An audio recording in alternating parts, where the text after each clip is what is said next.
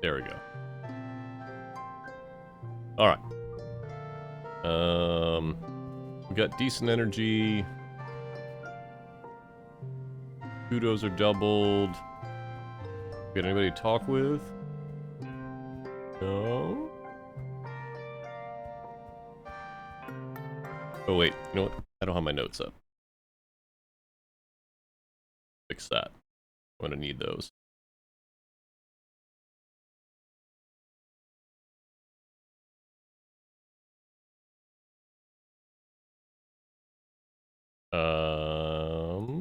Come on.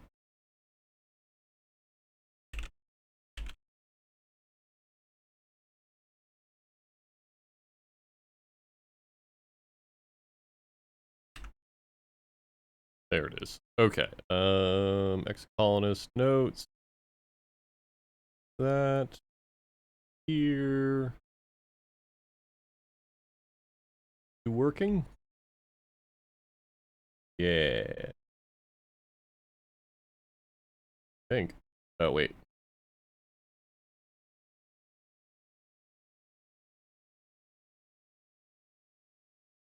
There we go. Whose birthday is mid-dusk? Anybody? Nobody we know, anyway.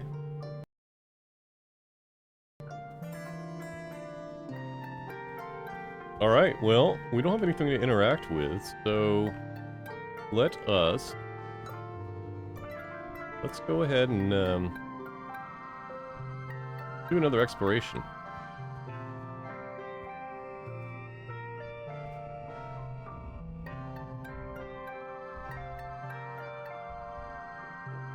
What do we want to increase? Engineering would be good.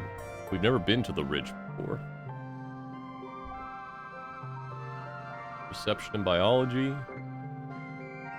I mean, we are pretty close on biology. And perception. Yeah, let's go in the valley. Hey, Robot Spacer. How you doing, buddy? If you are not watching Robot Spacer's channel, or are not a follower, you should be. He is a fantastic variety streamer. Just recently finished King's Quest VIII. Very interesting game in that series. I enjoyed it. I enjoyed his playthrough of it. Definitely not the best game in that series, but a good game nonetheless. Very excited to see the next games that you end up picking up, Robot Spacer. Alright, we're gonna go ahead and go into the valley again.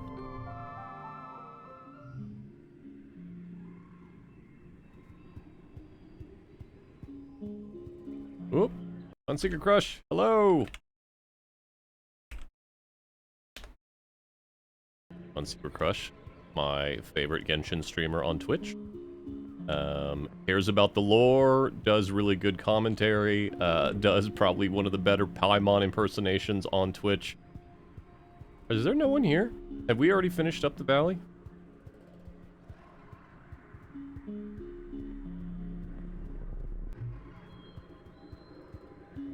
I don't think the valley... maybe we didn't finish the valley up. A dense cloud of pollen makes it hard to even see your hand in front of your face here. It is a good thing you have a helmet and a filter. It's not perfect, though, and doesn't help with visibility. We will be patient and look carefully.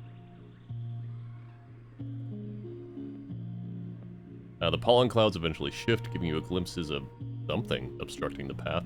Looks like a snap bladder, an infamously territorial predator around these parts. When they're heavily pregnant, they use the pollen fog to pick off their prey. Let's avoid the creature. You pass through the cloud unharmed, staying out of the reach of the bloated snap bladder. It makes snappers in your direction, but it's much too heavy to spawn to chase you. Alright. Yeah, Paimon, there are a few other people that try to do yeah, on Secret Crest, there are a few other people that try to do Paimon voices. It's not an easy task. Alright, you come across a Squeeger Hive. Intensely, okay, we've done this one before. In the essence of time, anything that I've read out loud before, I will not read again. Animals?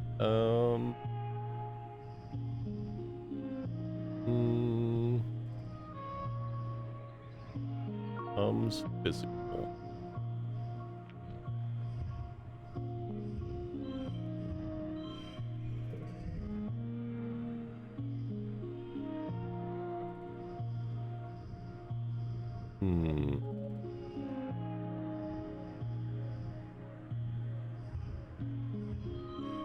I don't have any gem cards, though.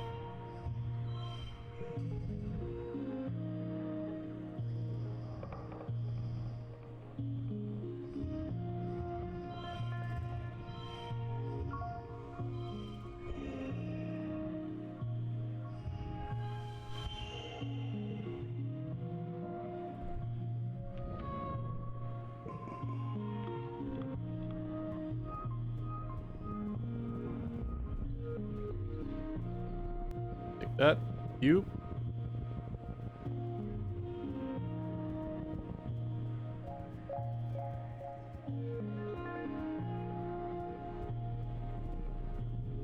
Take that.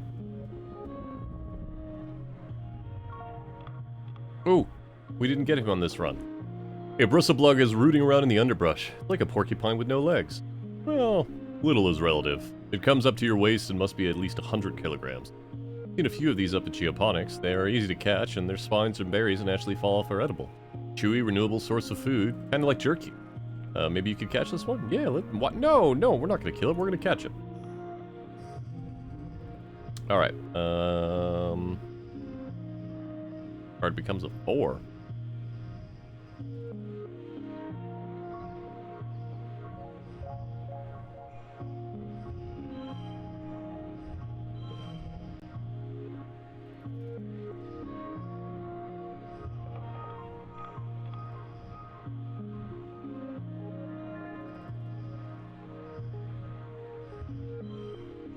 Aw. Okay. One gem on other cards.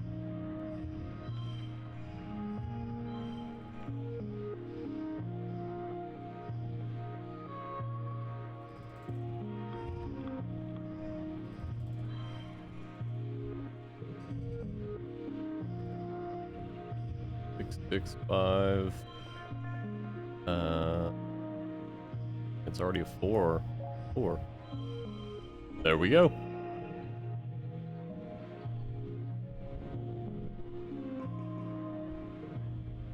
Another bristle slug for the Geoponic barns. Good at getting good at this.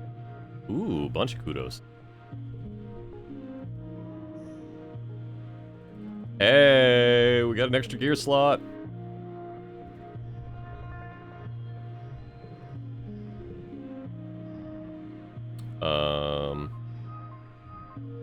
Well, I mean, we should equip our friend, right? 2 less stress is great.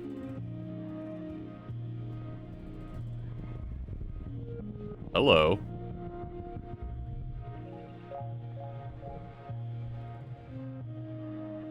Come across a veritable feast of berry bushes. Loopy, sagging bushes with enormous purple berries. They look delicious.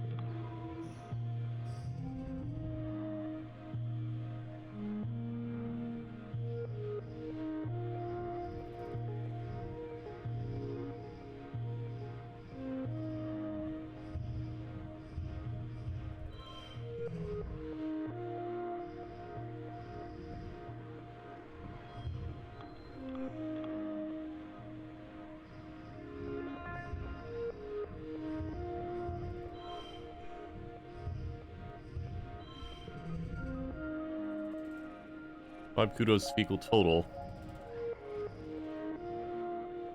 5.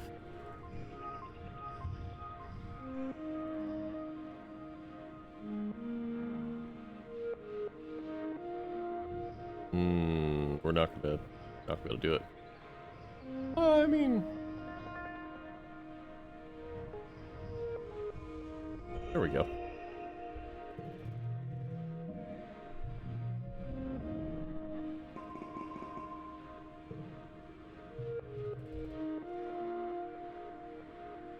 Oops.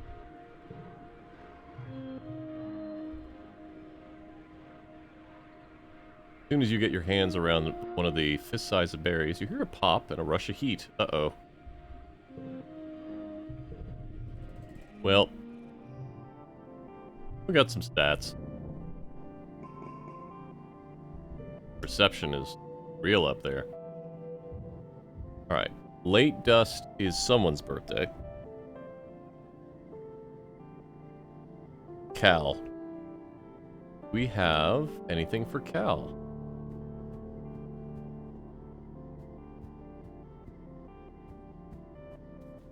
Where are you at, buddy?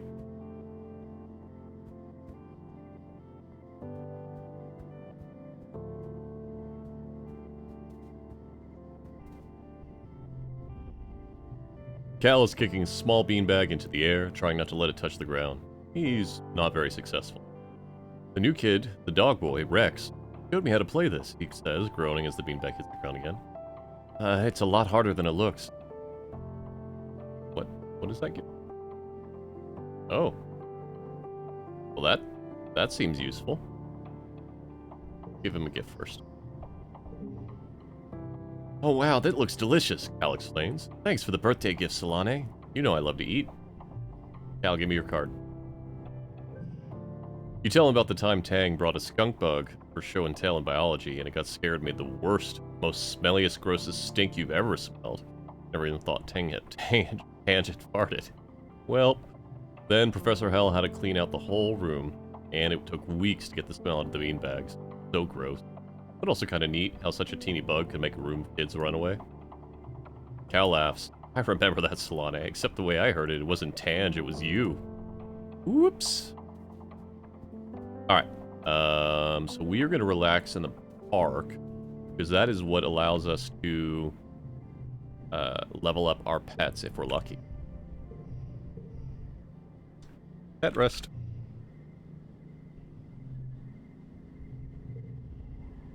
You and Cal walk through the park, a special place set aside for growing ornamental plants from Earth. It was grown from a precious seed bank, preserved for over 20 years aboard the stratospheric, before your mother started planting them here in Vertumna. Almost nothing here is grown for food, though many of them are technically edible. So green here, Cal says, stopping to smell the bush of fist-sized red flowers with velvety petals. Wow, they're sweet. So peaceful. Cal takes a deep, funny smile, or Cal breathes deep, a funny smile on his face. It really is. This is one of my favorite places on the whole colony. You really feel the love in every plant. One pretty flower in the particular is flourishing here, is Estrontia, your mother's favorite. It seems to be Estrontia, is that right?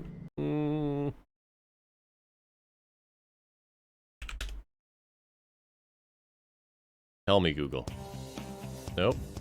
Nope. Thanks for choosing my... The pronunciation of this word sounds like Estrantia. Estrantia. Okay.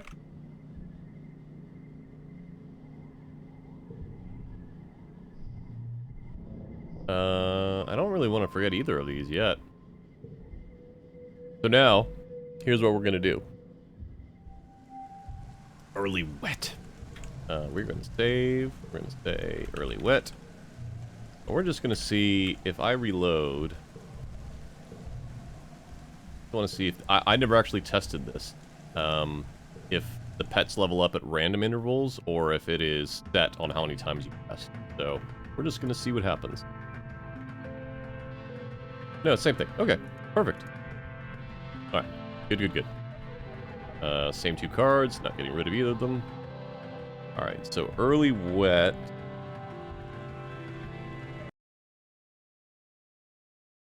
Late wet, early wet. I don't know that we have any crystals to give to Mars. I don't know that I want to give any crystals to Mars, honestly. Go find out.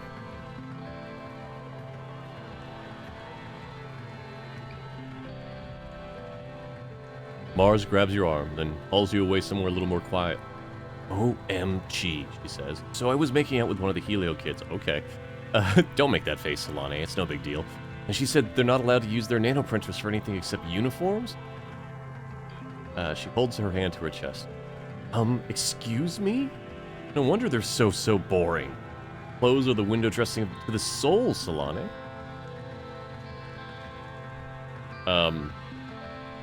I'm glad you're so casual about making out, Mars, but Oh, you do have a crystal. Ha! Mars laughs, taking the crystal and turning it over in her hands, inspecting it.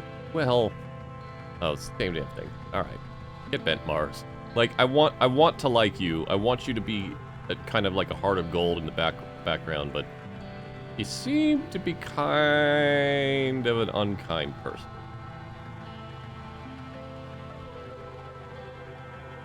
Unseeker Crush saying, I enjoy that this society has gone all in on wide fishnet as an aesthetic theme. And then Unstable Deuce saying, Mars doesn't deserve any crystal. You know, Solane, you're alright, Mars says as you approach. You blink at her, trying to figure out what she means. You're an alright what? At your stunned silence, Mars laughs and tosses her hair over her shoulder. You're alright. You actually have good taste, unlike all these other nullheads. Ever since we landed, it's been help with this Mars and dose-weight resources on that Mars. It's boring. At least you understand the importance of sophistication. You shoot the breeze with Mars a bit longer. At some point, Dis skulks out of the living quarters and has to pass by you both, clearly not to draw your attention. Where's he going now? Mars mutters to you, then raises her voice so Dis can hear.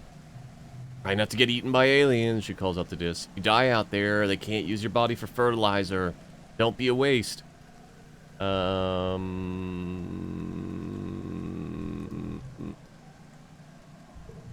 gonna go with this. No.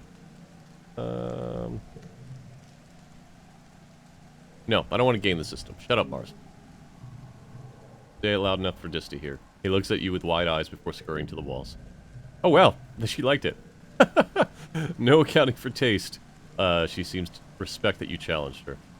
He watches Dis disappear from sight and shrugs. Maybe you can get through to him. I've tried, but he doesn't care about contributing to the colony or being popular or earning kudos or anything important. What do you contribute? I contribute plenty and you know it, Solane. People need someone to tell them. Okay? Alright, Mars. So do we go out exploring again? I kind of think we go out exploring again. Or we could work on robots. We go out exploring again. Yeah, because we were almost at the final area. Yeah.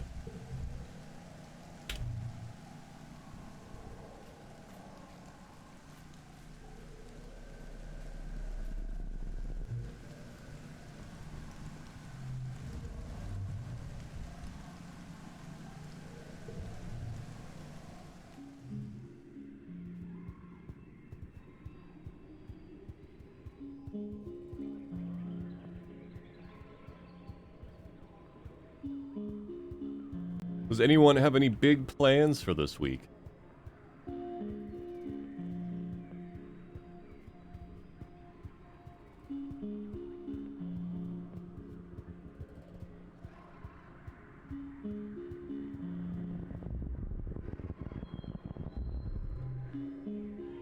An absolutely enormous tree forms part of the path here. Its roots cut natural stairs into the path, and its magnificent canopy of large, flat leaves completely blot out the sky.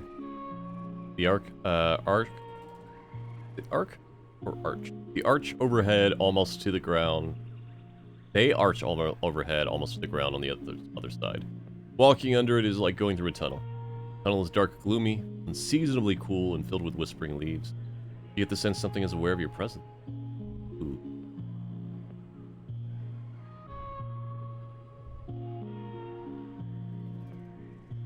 Up it.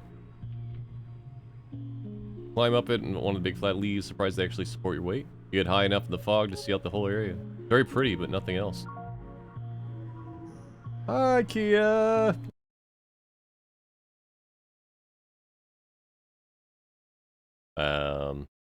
Ooh, we got a new thing. Collectibles respawn faster and more slots are filled. I don't know what that means, but we'll take it. Oh, I'm sorry, Unseeker Crush. You gotta take us to the car doctor.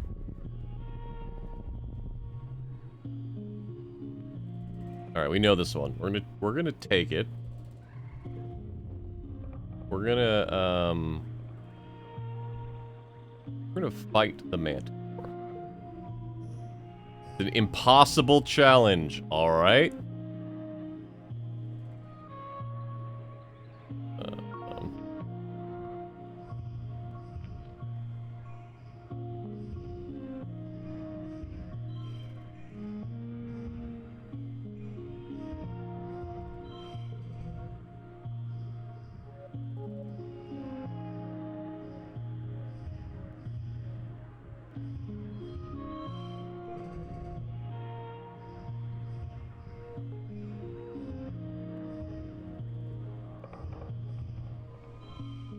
Wow.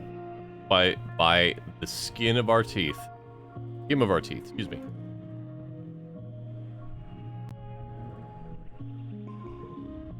You're equipped with only your utility plas cutter, but the manticore is hesitant to really attack of you for fear of harming its egg. Clearly furious with you, you keep the egg between you and the manticore, and eventually, by sheer dedication, you manage to injure the creature enough that it decides to give up on its egg. I feel like a douchebag. The egg's pretty addled from the fight. It was going to hatch before. It certainly won't now. Aw, I wanted to get a manticore egg.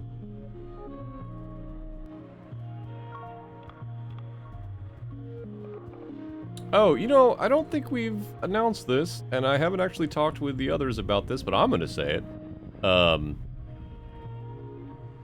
We are getting awfully close. This is actually good to call out. So, Robot Spacer and an Unsecret Crush are both getting really close to doing spooky games, because we're getting close to the spooky season. It is probably worthwhile to mention that myself, Edgar Allan Pone, and OK Retrozone are going to be doing some kind of series of streams of spooky games. We don't have a name for it yet. We don't have the games batched down yet. I'm going to call it the OK Games Spooktober Fest. And we'll go with that. I'll figure out a better name with them later. It's not going to be a bunch. Oh, you know what? I don't know. We're going to do something. That's what I'm going to say. We're going to play some spooky games. So that'll mean that my regular stream nights will probably be changed around. Or at least what I'm streaming will be changed around. It will likely be on all of our channels at something in the point. We might just cycle through which channel it's on, depending on who's playing what. But we will figure it out. I'm very excited. I do know what Edgar wants to play. I'm very excited to play that with her. A Retro and I have a bunch of ideas. Very excited for that.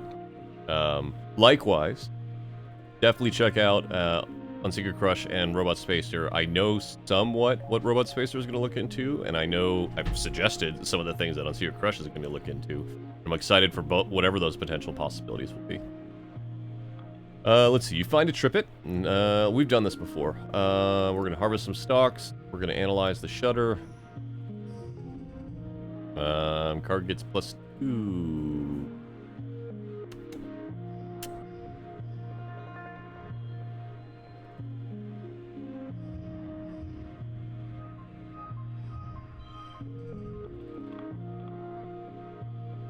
Alright.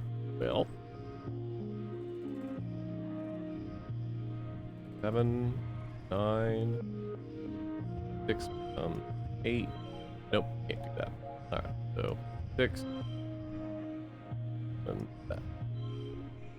Alright. The best way to do this? Probably. Alright. Card gets +7. 7.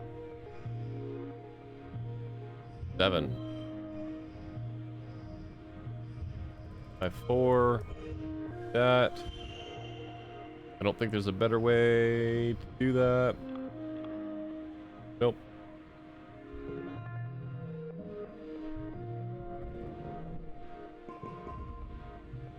We're going to stop harvesting it, because we don't want to give it pain. Done that before.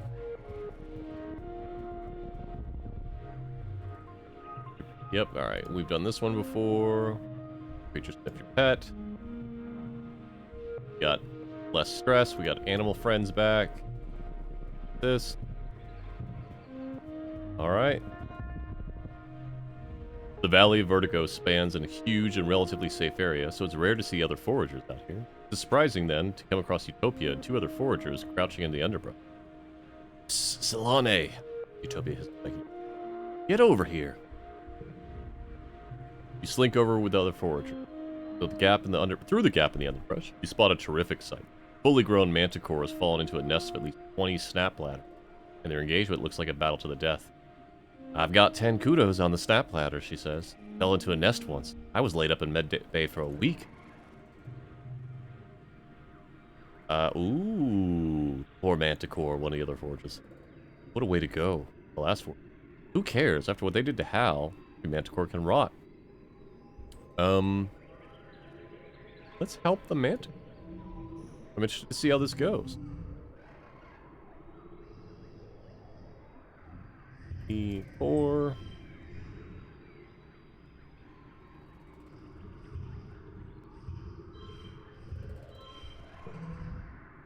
Ooh. Do do a 4, 4, 4, 9. One.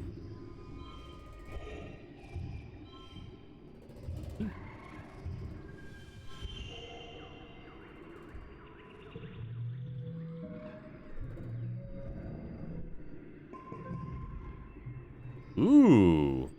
Utopia tries to stop you as you burst through the underbrush, dedicating yourself to be the best destruction your weak, fragile human body can.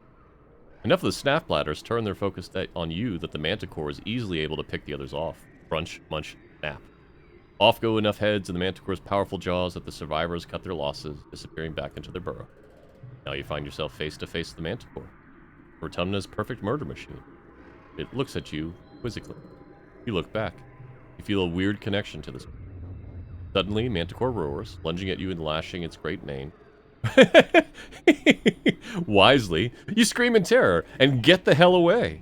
Luckily, the Manticore is too wounded to bother chasing you. You and other foragers make it away without injury. That's theirs. We don't even have to rest. We did everything there.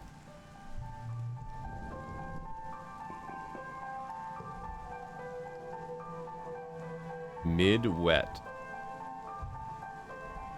Anyone got a birthday on mid-wet? I have a list. Guess we could try somebody. What do we have item-wise?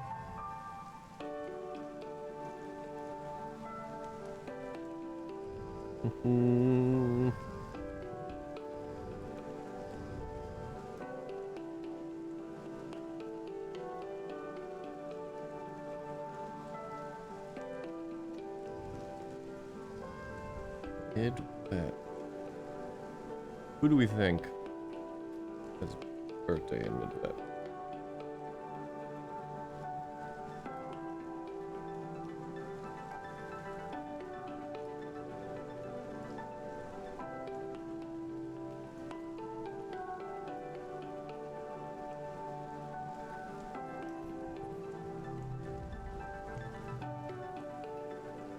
Well, Pan is in Tange's wet is in late wet, unstable deuce.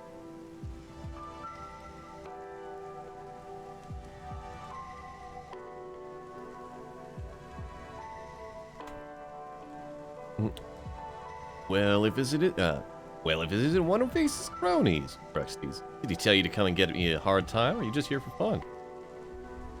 Hugs incoming! Rex folds you into his arms, bending his whole body to you. He smells warm and a little spicy, between sweat and sweat. It's a good hug. The kind that makes you instantly a little more relaxed. Well, I mean...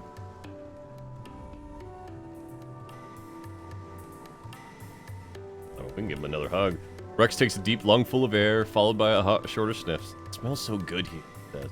Well, okay, not good, but it smells interesting for someone with a good sense of smell like me. Another hug! Again? Alright.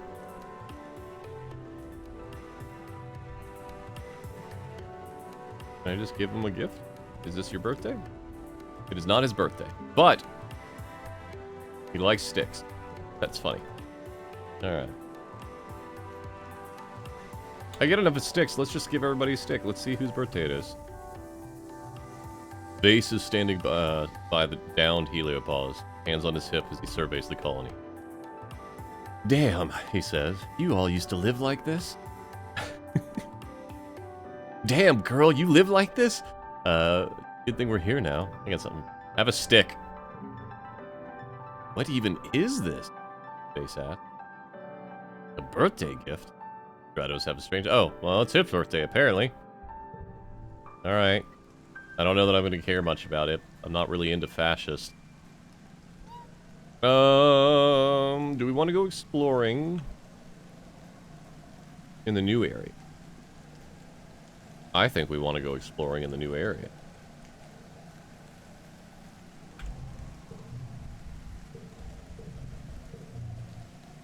And then next year we'll focus on engineering.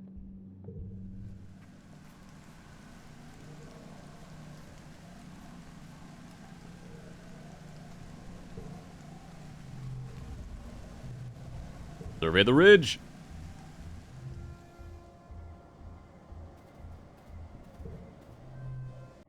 The only way to the wrestling ridges is by glider. Part vehicle, part kite, all adrenaline.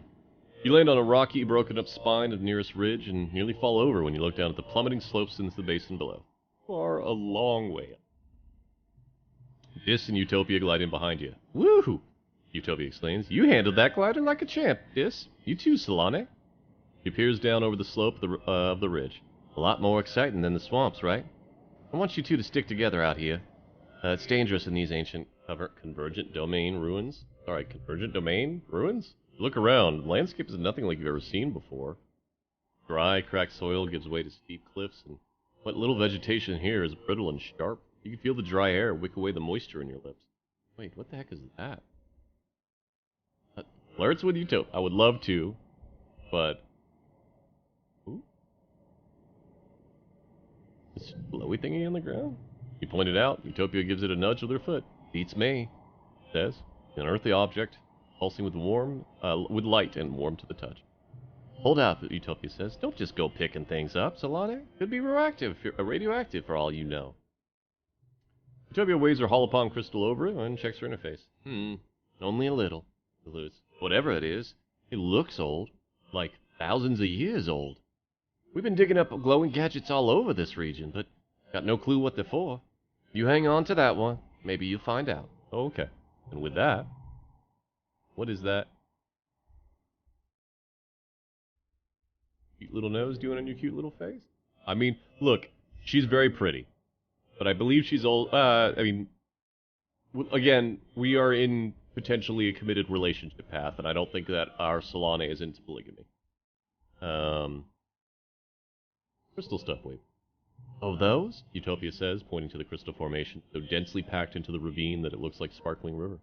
More outcroppings of crystals decorate the slopes. They're all over the place. Be careful with them.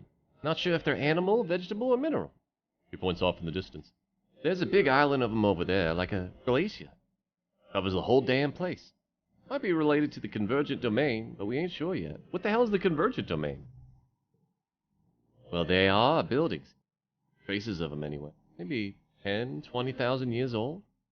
We sure didn't put them here. This lights up the prospect of doing alien archaeology. We checked them out, but not thoroughly. Mostly just trying to get a feel for who lives here. And why they ain't here no more. Based on some glyphs, we started calling them the convergent domain. Whoever they were, they built things to last. It ain't just airheads and cave paintings. There's real architecture. Machines, even. Wait, what? Tell me more. I wish I had more to tell you, Utopia says. Most everything we found just poses new questions. The structures read more organic than anything, so does it mean their gene tech was super advanced? As for this place, we think it's some kind of solar network for them. Looking at it from above, you can see these big vines traveling up and down the ridges like power lines. And there's hardly any plant life elsewhere, like they soaked up all the energy and made a desert. But what did they use that energy for, she says. And if there was a civilization so big and advanced on Batumna, why can't we find more traces of them? Where are the cities? What were the Thumpers for? And what happened to them all? He's right. There's a lot of questions. Maybe you can help find some answers. So anyway, those ruins are the main thing we need you to survey while you're out. But keep an eye out for anything else weird. Utopia claps some dust off her hands. Well, my job here is done. You're all set, kid. Try not to fall off the cliff. Jeff jumps back on his glider, too. As usual, he's going to scout on ahead and catch up with you later.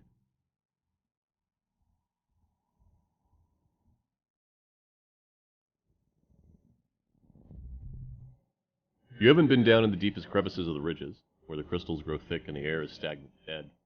It's already sweltering on the ridges, but in the chasms, you can see the heat warping the air, almost like it's a permanent fog. Utopia says the air is so thick and still that you can't even use your glider down. At least one thing has survived the haze, though. While you take a break for lunch one day, you can see flickers of a silver dart in and out of the fog, like ripples on the light on a lake. Take a drink.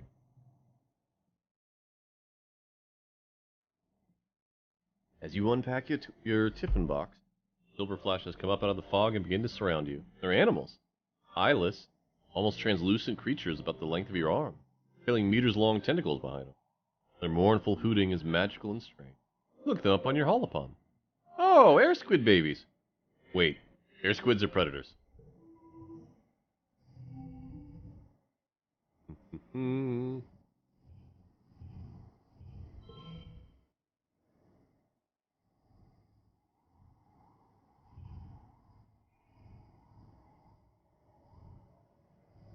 Hmm.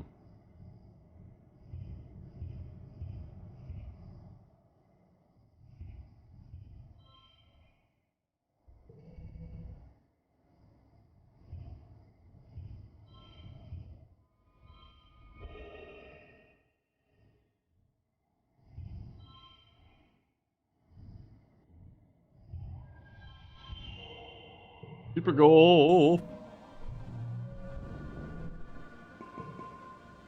You duck behind some roots and keep perfectly still as the creepy creatures float around and past. They don't seem to be hunting for food. They must be on their way somewhere. Until they suddenly start back and zero in on your location. You find yourself surrounded by curious baby air squid as their tentacles begin to parse over the ground, looking. You're not going to get eaten today. You leave your tiffin and bolt, paying no heed to the noise you making as rocks clutter down the side of the chasm. Ooh. As you run, you swear you run right past someone. What? Where did he even come from? Behind you, you think you hear him making a low hooting noise.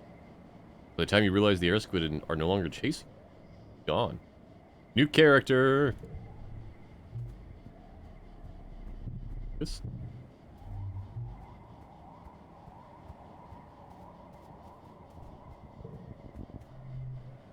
The sun goes behind a cloud and you feel a light splattering of rain. It sizzles into the dry, hot ground around you, providing a little relief from the heat in the day. Then you realize you don't see a single cloud up in the sky ahead of you. It almost never rains on the western ridges.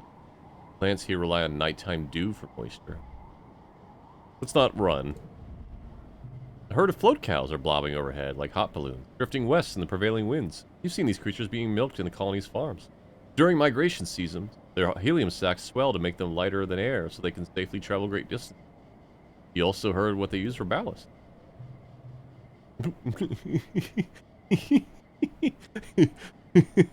That wasn't rain at all. It was float cow piss. You try to dodge another shower, but it splatters down on you, soaking your head and shoulders.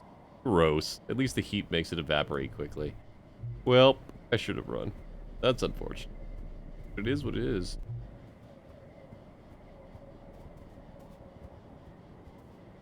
Anything?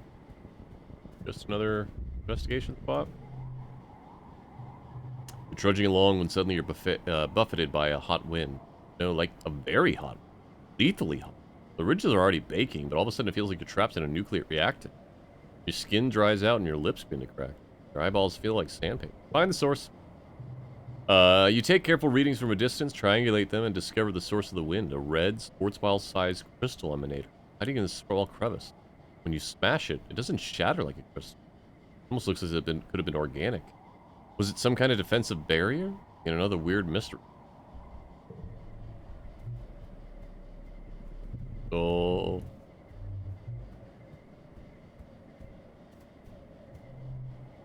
You're getting thirsty. You feel for your backup canteen, but it's missing. Somehow you lost it since you left this morning. You're out of drinking water. Good. Search for water.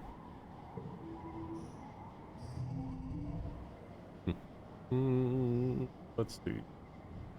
6, 5, 4.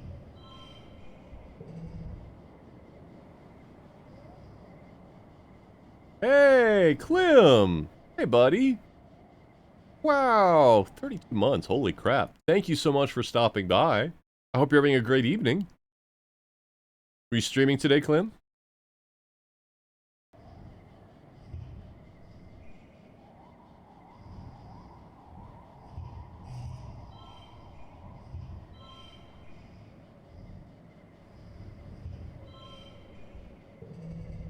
What were you streaming? Get you a shout out.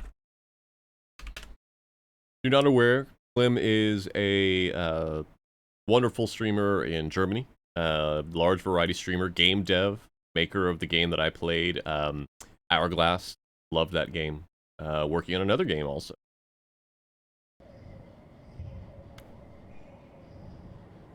7.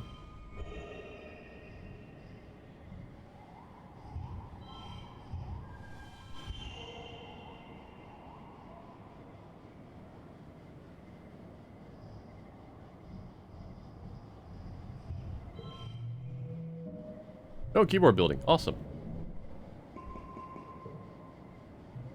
Hey, I got rid of that stress. There's no natural water, but in your search, you turn up your lost canteen. Well, that was lucky.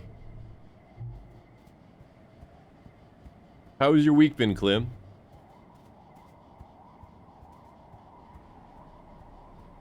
I was super out of it on Wednesday, so I didn't get to do my normal stream, but I am glad to get back to this game. It's very interesting.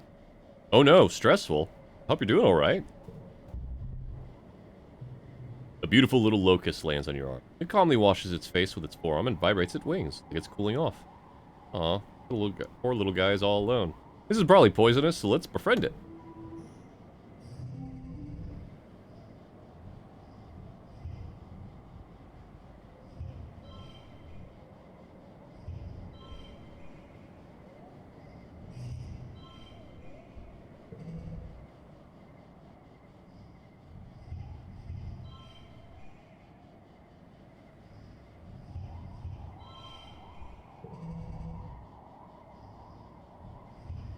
Okay. Oh, I can understand that, Clem. Well, I hope you get a chance to rest.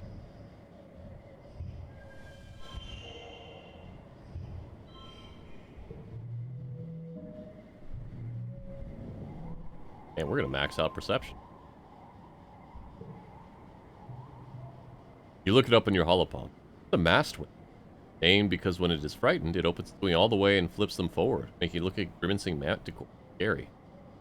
But even scarier is how much they can eat. Usually eat leafy plant matter. But they're not above eating plant fabric, wood, hair, or even...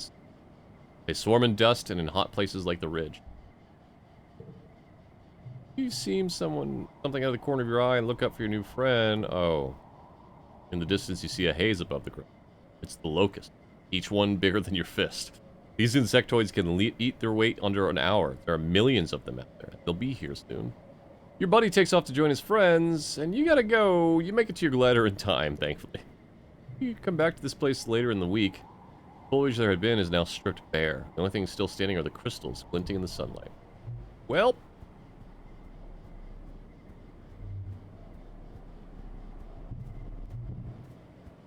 we get to the ending? Probably not, but let's look. You come across a particularly flat area, a large field of obsidian. Well, obsidian is the word you have for it, but you've never seen obsidian this bright. It's like a rainbow tracked underneath its glossy black surface. The entire ground is polished black opal. Field glints on the sun at certain angles, momentarily blind you. Looks slippery and shiny. Let's, walk around the edges.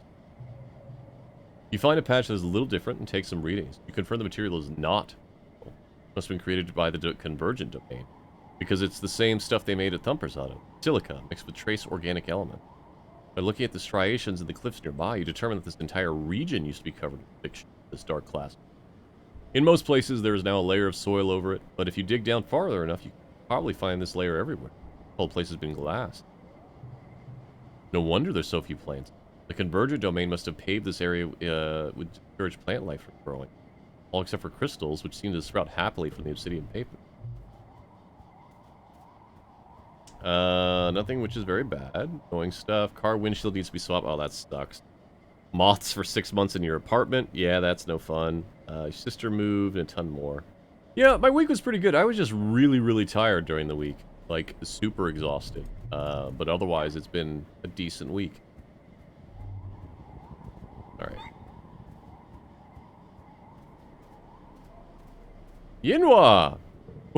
Why are you making me play an ad, Yinhua? Alright. Hold on.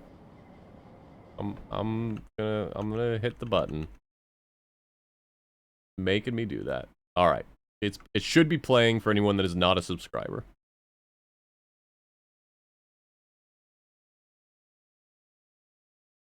Making me play an ad. Shout out Yinhua here. I didn't, huh? Do I have that set up to automatically play an ad? Let's look here. Hold on. Channel points. Uh, what is this one?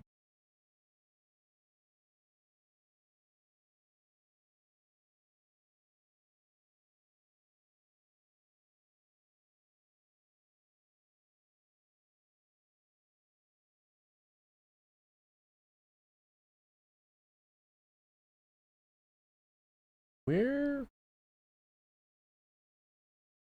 No, it's just a thing. So why does it say that I can't run an ad? All right. Ad running. No, I'm not sure I did, Clem. What? The Wandering Village? Oh, wait. The game The Wandering Village? Yes. I have not played it.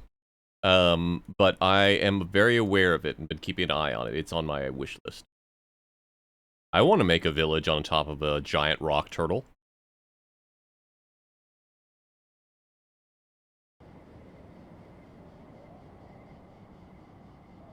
Waiting for the ad to finish before I continue. For folks that are not subscribed.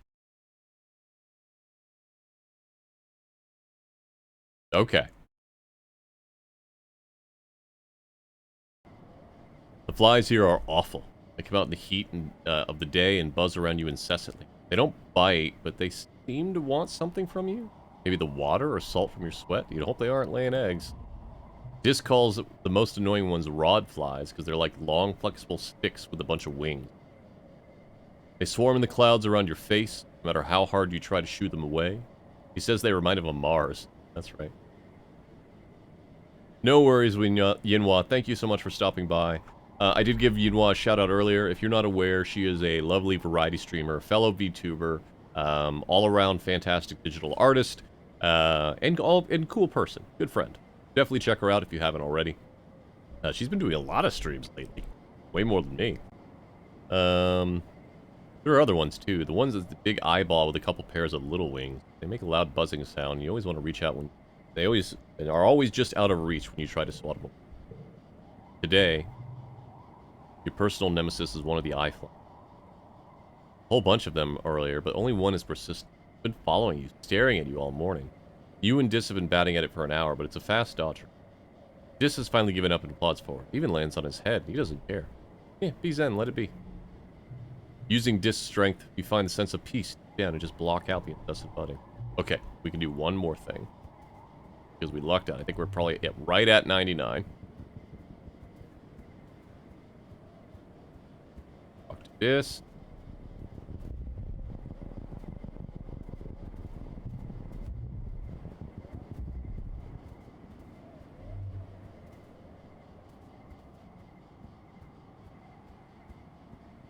Oh, have you already been playing it, Clem? Is it good?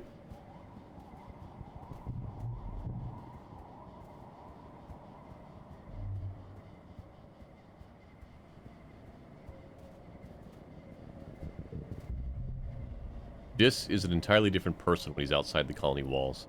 Without Peaceful constantly trying to correct his antisocial or his asocial behavior, it's like he's blossomed into someone who's actually confident. The more time you spend with him out here, the more glimpses you catch of the real Dis. Bet you can't do this, he says, jumping off a huge boulder, doing a cool roll at the end. Wait, no. Bet you can't do it with your eyes closed. I can. You and Dis...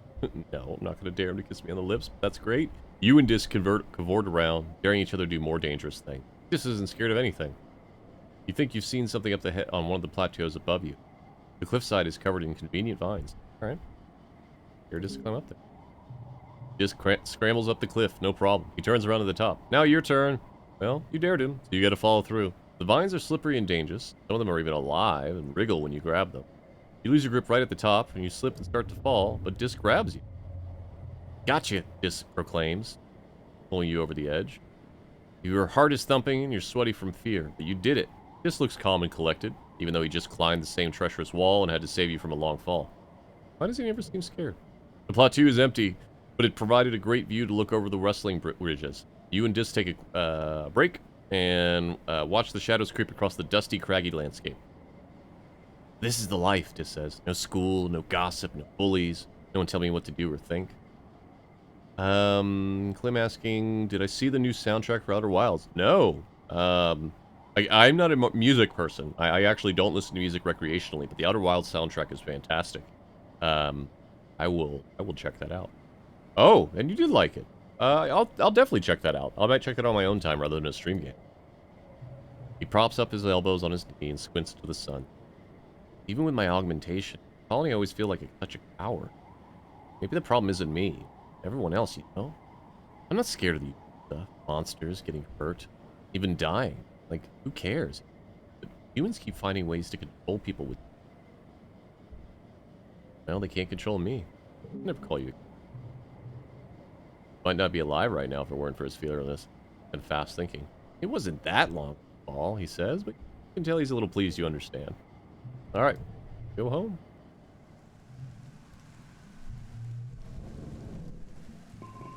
Man, perception and engineering gonna max out.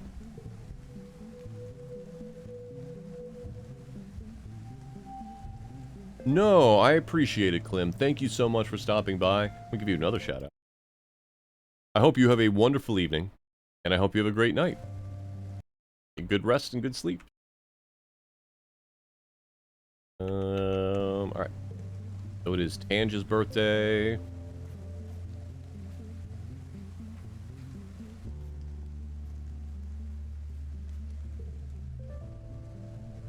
I got something for you.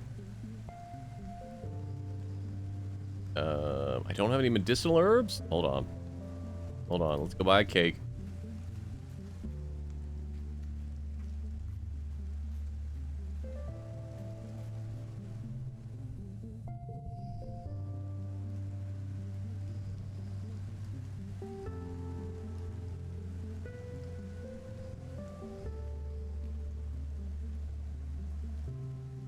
This one is tempting. This one seems good. Wow. That one seems good.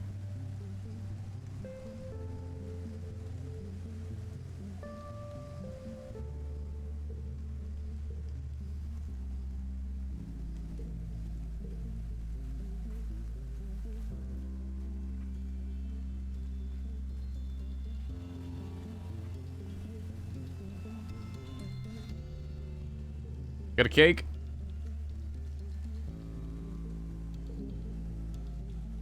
You've remembered my birthday, he says, taking the cake and immediately setting it down on a side counter, far away from the customer. I don't eat dessert, but it is the thought that counts. It is good to see the rest of the colony finally appreciate the work we do here. Oh, she says we now. Certainly, agriculture and infrastructure were necessary for our initial survival. But the attack last glow made it clear that subsistence alone will not save us from the alien. She clenches her fist. We need to be smarter than. You offer to help Tangent with her schoolwork, but she just shrugs you off. I'm not working on school anymore, she says. Chief Engineer Instant says I'm smart for my age, and my talents are wasted in school. She opens her hollow palm and shows you some of her lab notes. Ah, it is so much work, though. Honestly, maybe it would be better if we be like everyone else. Intelligent people seem happy. Just then, Nem jogs by with a squad of soldiers, all marching in time. Give you a little wave, then cringes. The leader barks at her to keep her eyes and shudders. On second thought, forget I said that. I'll keep being smart, thank you. Got anything else? Nope. I need 80 reasoning. Where's my reason? Yeah, we got a while before that happens.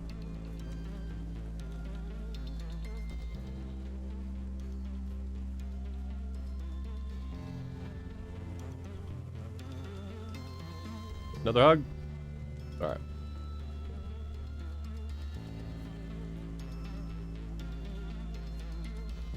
But you got anything for me being high in combat? Nope. Toughness 80? Oh, we're almost there. Alright.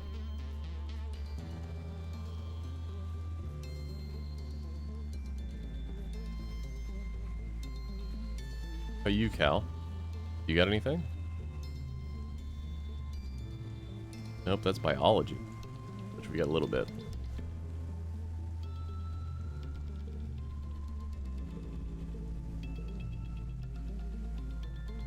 rest of the park. Oh, hey, there we go. You play with your Popeye, while you hang out in the gardens. They're pretty well behaved, never straying too far from the underbrush, and always coming back when you call their name. Another Popeye shyly approaches out of the long grass. Your Popeye goes totally still, and lets out a happy chitter and bounces off to greet the stranger. They touch noses, then hop around each other twice. They disappear for a few minutes in the underbrush, long enough that you become concerned. Finally, Popeye bounces back to you and nuzzles against your leg. They want to be picked up and cuddled, so you pop them underneath your shirt and carry them like a baby the rest of the way. Aw. You play with your pet Riki Tiki. Hanging out with them just outside the walls. It's uneventful, which is exactly what you needed. You try to teach them some simple commands. Day follows. It's adorable watching them tilt their head from side to side when they're trying to figure something out. I've gotten these messages before. Huh. Quickly realize that Freaky must be named after a sound they make when they're happy, a whirring, clicking noise. For a weird spider creature, it's really cute. That's interesting. I've gotten those. That's anyway. Glow month.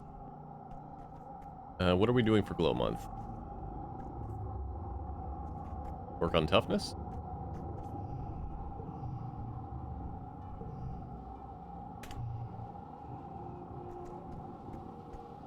I guess we could work on toughness. What's the best way to raise toughness?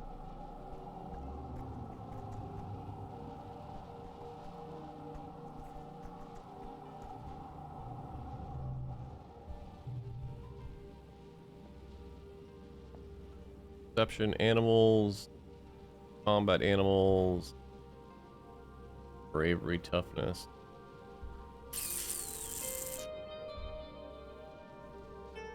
That'll get us close, because we'd get 3 from that. What about... Was it animal handling that gave us?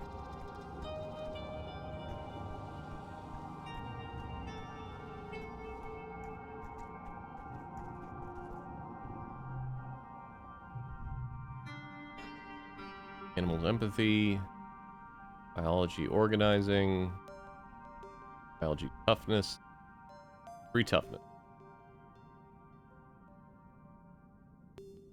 Let's see what this does. Everyone on geoponics is on edge during close to the colony walls, so if there's an attack on this side, you might lose years and years of progress in the fields, or worse, the geoponic domes. There's nothing to do about it except hope that the defenses are strong enough to hold. A sense of helplessness makes it hard to work. Well. 4, 4, 4, 5.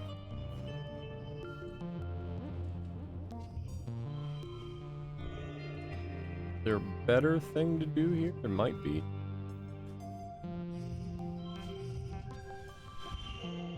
Yeah. There we go. That's 7 toughness. You're relaxing in your quarters when your dad hears the colony siren. The enemies. Your dad looks up from his novel. Huh. Seems early this year. We should head to the shelter in the lodge. You've been drilling on the new evacuation procedures for the past month. There's no need to be a hero now that there are so many new soldiers here from healing. Probably best to just follow the instructions and head to the lounge with your dad. Oh, rush to the front lines. You muster with the rest of the defense force at the gates. Rhett and Lum are arguing about what tactics to employ. Lum keeps trying to rally the soldiers with a heartening speech about giving it everything we've got. All on the drones, all the explosive. Rhett keeps... We don't need to take any big risk. It's a smaller attack. We have more than enough plas rifle and turret. Save our other resources for when we do need them. Why do things halfway? Lum exclaims. We need to get in there and kick their asses back from the goo they came from. We need to show people that we have everything under control. For morale. That's not how that works. Rhett tries one more time to wrest control of the forces back from Lum, but Lum cuts him off. Fire the explosive rounds. Arm the charges. Shells scream through the permanent night, followed by explosions you feel vibrate up through your boot. The Helios are unfazed, but you and the other strato guards exchange nervous. You hear yelling, then another boom as the secondary explosive detonates. The baying of bloodthirsty animals reaches your ears, then... Lum holds his finger to his ear speak. Huh. Great work, just the stragglers incoming. Open the gates. Why would we open the gates? Why would you open the gates?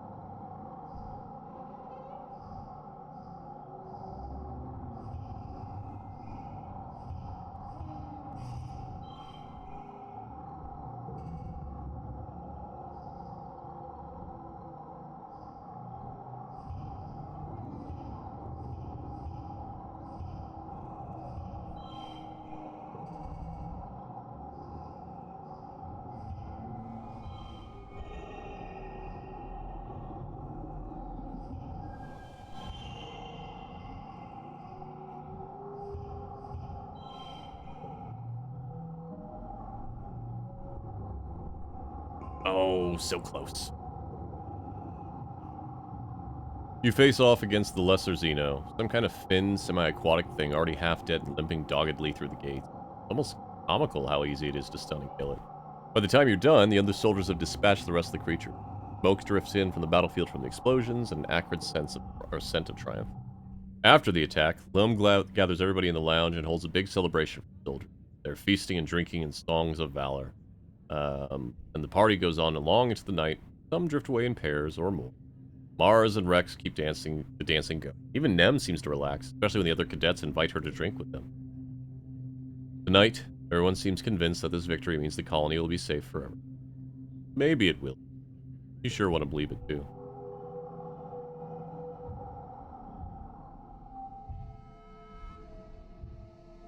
Age 16. Oh, we're making good time too. Great.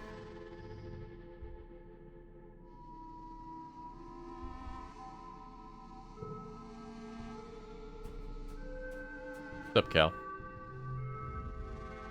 You spot Cal heading towards the barn at the far end of the farms. Hey, Solane. He waves. What's going on?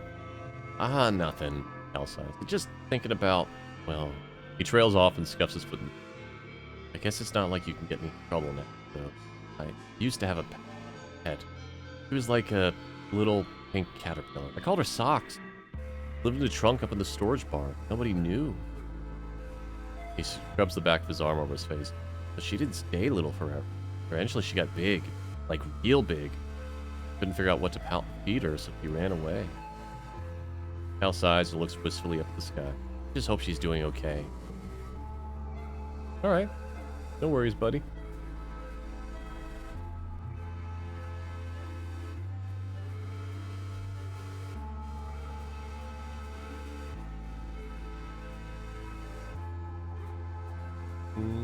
Nobody here to talk to. That. So we will go finish. Oh, wait. We should find Nem. We should be able to get whatever the next card is. Nem always insists that you never go easy on her. So this time, you don't. You go after her with everything you've got. Oh, I don't like that. Well, she did, though. By the time she finally taps out, you're both breathing hard. You let her up and she touches her fingertips to her eyebrows, startling when it comes back red. Whoa, she says, you really kicked my ass. Good job. I don't know that I like that card, but alright. Is there another card? There is not. That is the maximum. Alright. Alright. Interesting. Well then, we will just go ahead and finish up that area. At least I think so. I can't tell if there was more in that area or not, so we're gonna save before we go out. If there's not more in that area right now, I will rather spend my time doing other stuff. To the ridge!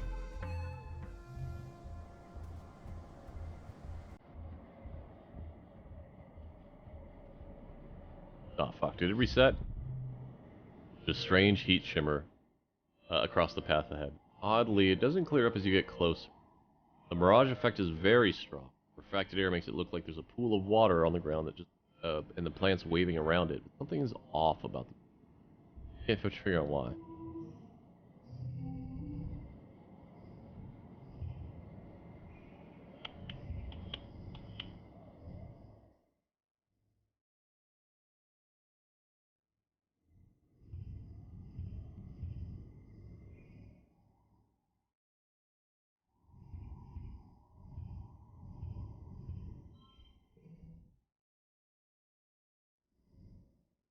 This is probably gonna go, but let's +1 for each gem on other cards.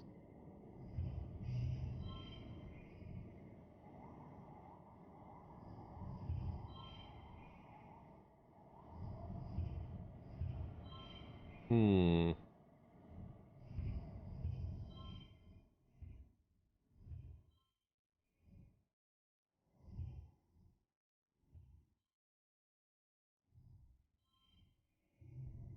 Don't know why it's highlighting these.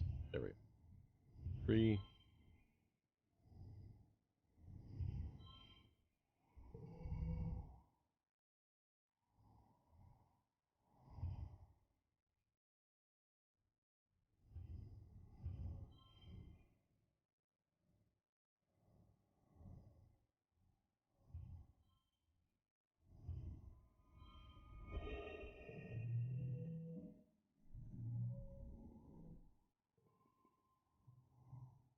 The faster you move, the faster the mirage disperses.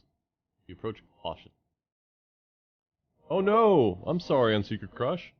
I hope you're making progress at least. I don't know that I ever ran into any freezes before. As you do, you realize what's wrong about the mirage. It's impossible. The plants on the other side of the haze are different. Not just wibbly wobbly from the layers of air, but bigger, older. It's a different time of day, evening, not morning. Then you see him. It's you.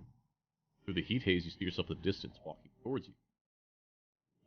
You move to the edge of the mirage and peek around it. He isn't there. You only see him through some kind of mirror or doorway.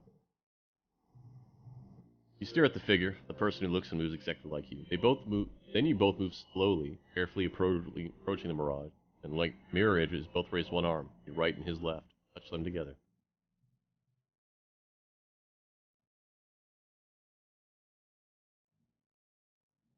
Huh.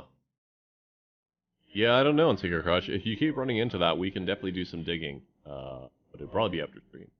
I mean, you and a robot spacer are smart folks, so I'm sure you can figure it out. But I'm always available.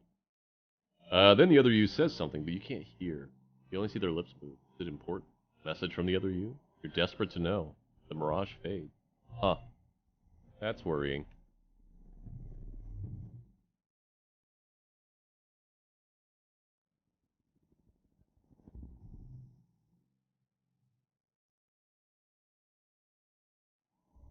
We're gonna move on. Oh, I didn't realize that would also take my press out. Alright, that's fine. Run. Yep. Not that.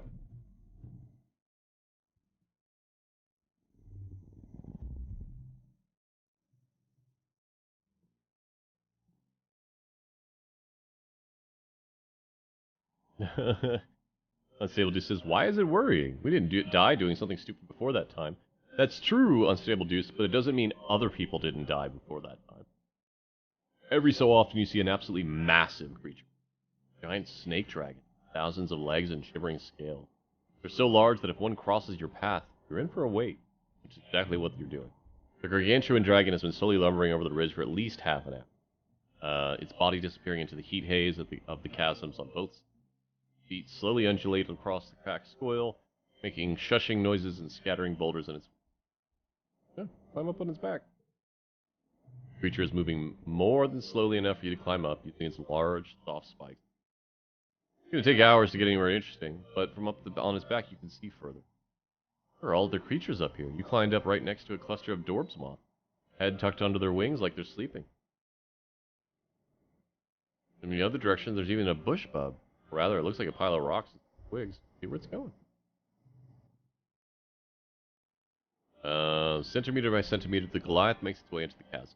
You feel the air grow thicker and less hospitable until the sheer density of the heat around the drought makes you feel concerned for your safety. Alright. Well.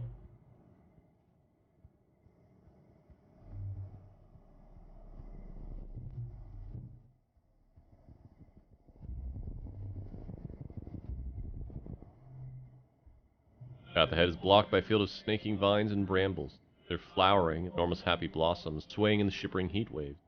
You could push through them, but your holopalm beeps a warning of radiation. The flowers seem to be highly radioactive.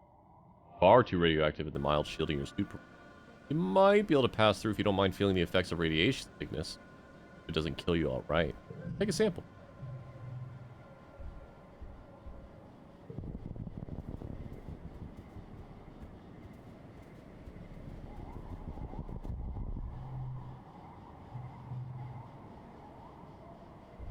Source. Done that one before. That.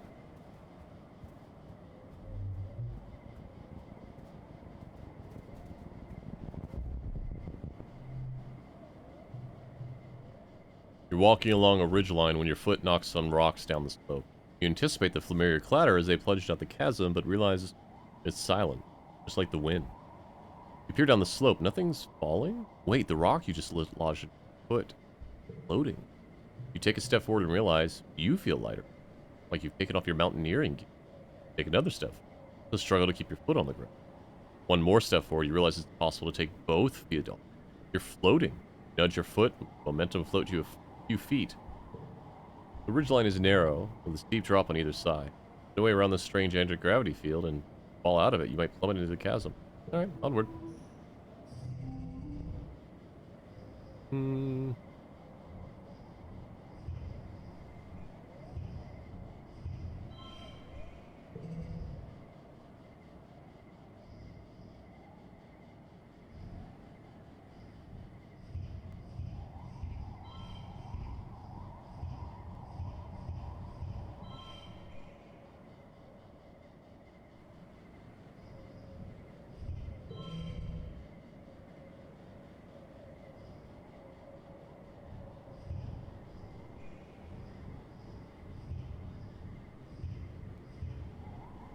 I don't like that card. I need to get that card out of there.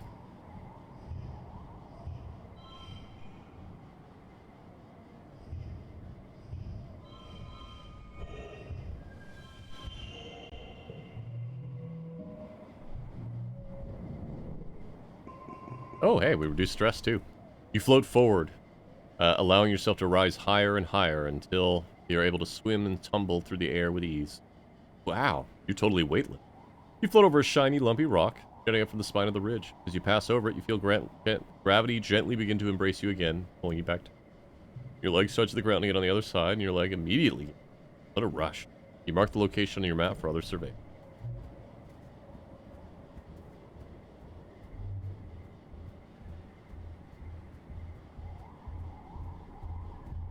Hello.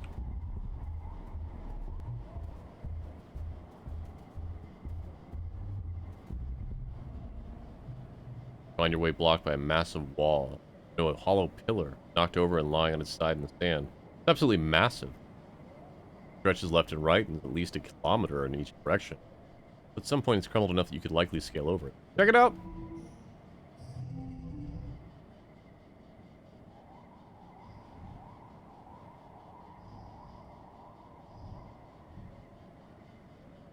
Card becomes blue.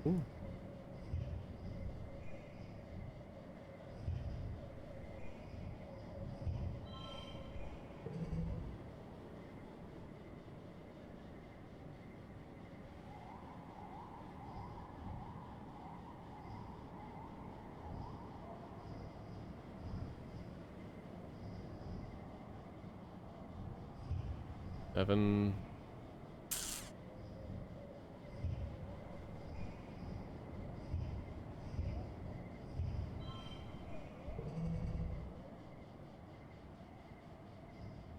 Six. 5.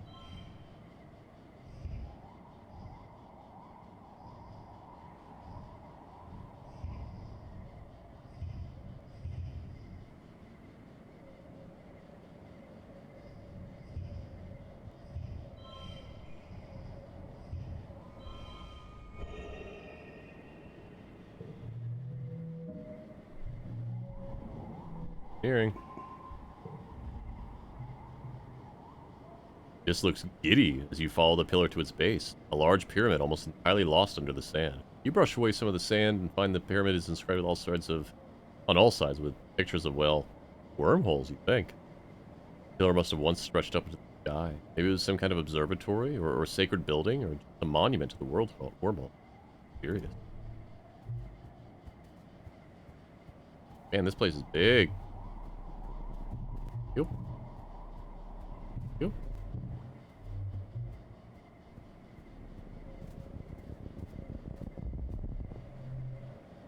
You've been down the deepest crevices of the ridges. The crystals grow thick and the air is stagnant dead. Nope. We've already read this one. Those are predators.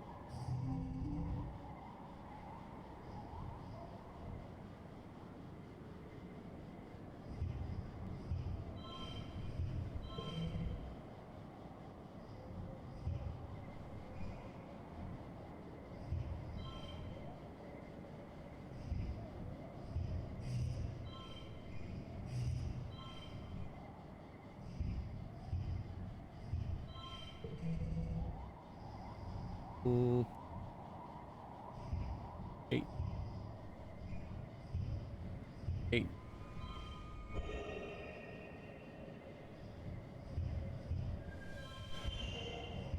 Five. Nope. These-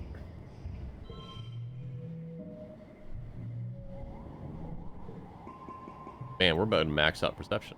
You duck behind some roots and keep perfectly still as creepy creatures float around past you. They don't... Alright, so we've seen that. Yep. Yep. Uh-huh. Stranger is a even more powerful one.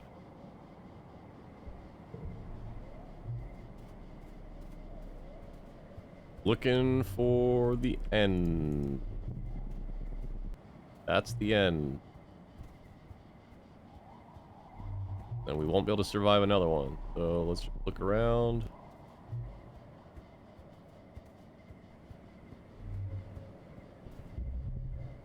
Expeditions have been collecting energy readings from this area, tracing the invisible ley lines of power like the one from the thumper that brought you here in the first place.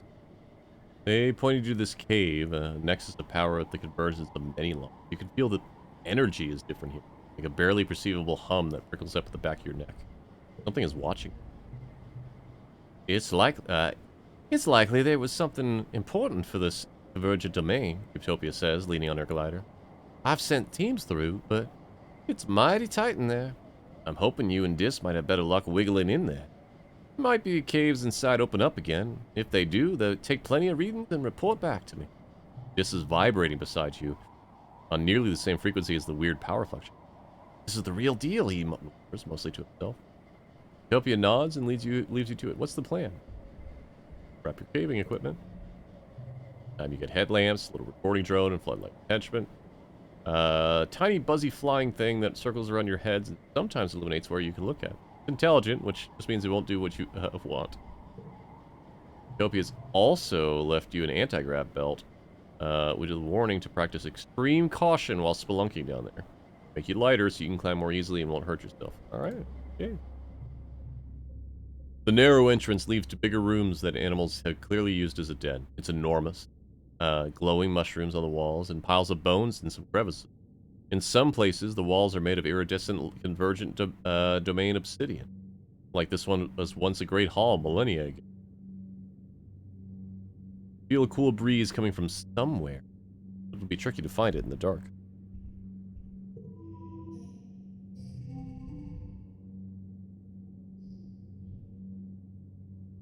Card becomes 4.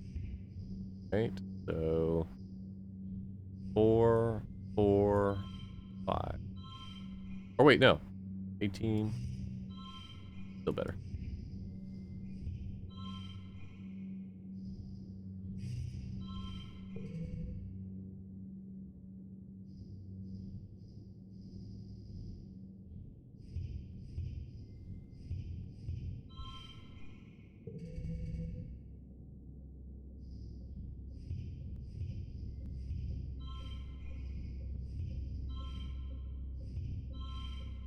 Ooh. That's worse.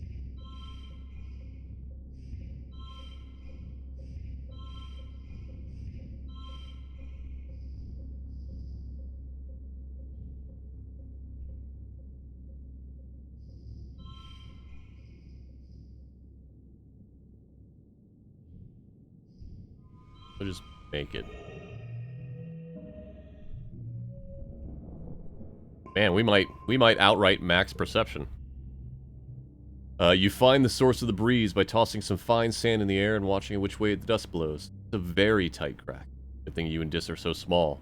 Squeeze through and have to shimmy along on your bellies for 10 meters. Your gear ahead of you. It's uncomfortable, but Dis's excitement drives you on. Past the crack, there are fewer signs of animals. The walls are smooth, grown obsidian, with kind of melted rainbow oil slick look. There are deeply carved glyphs at the walls at various intersections, like room designations or street names, you wonder, and other kinds of basins, alcoves grown into the rock, full of odd protrusions, all ancient, worn, and inexplicable now. It feels homey. You come to realize that the Convergent domain must have lived underground. Why there's so few ruins on the surface. As you follow the cave complex down, it's clear this used to be a well-traveled path. The corridors branching off to the other places are now blocked off, as if a big earthquake has rattled this whole area. Only this one main path is still clear. Too convenient to be a coincidence. The floor of the cave slopes downward like a slide. It's quite slippery. Pay attention to your footing.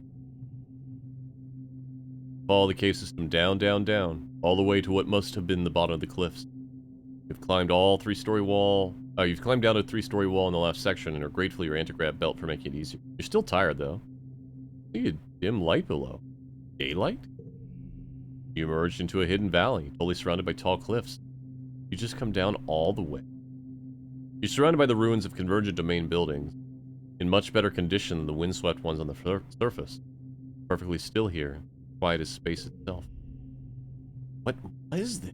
Just whispers reverentially.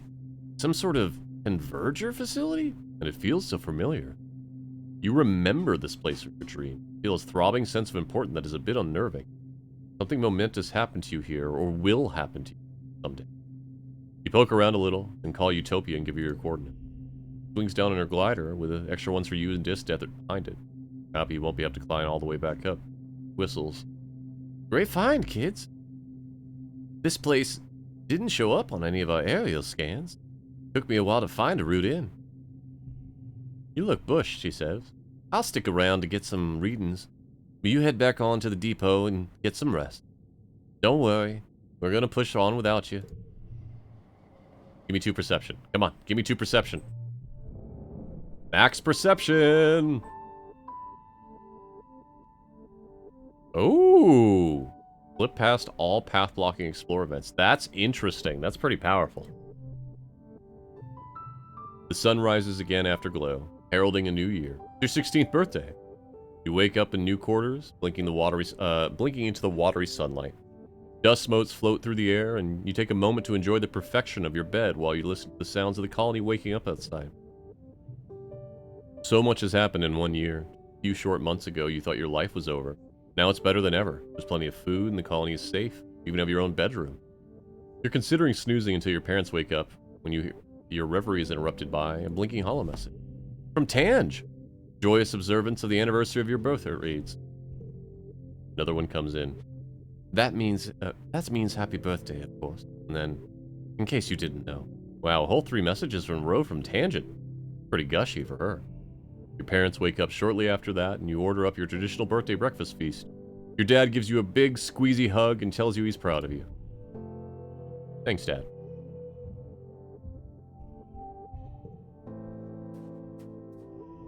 New perk.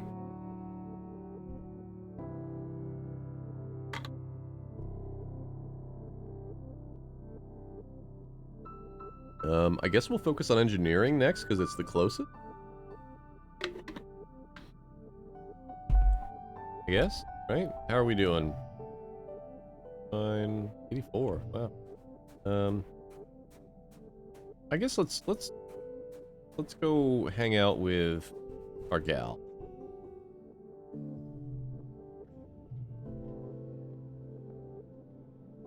What gives this to us?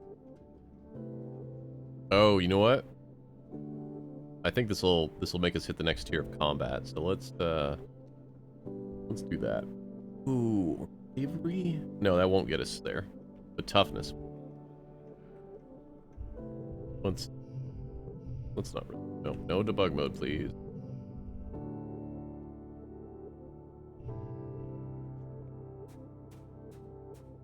Make sure we didn't miss anybody.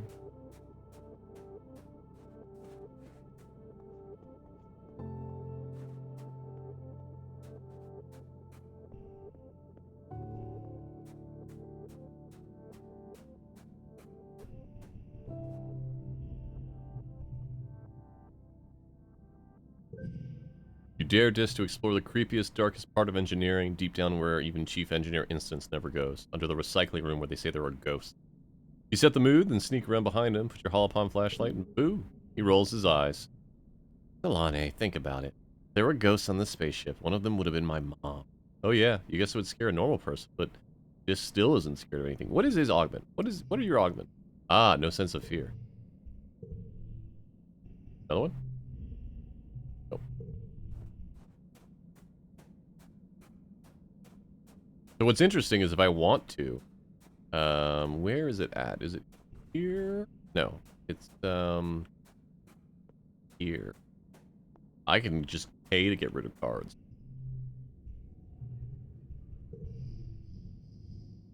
So like, for instance, this card sucks. Goodbye.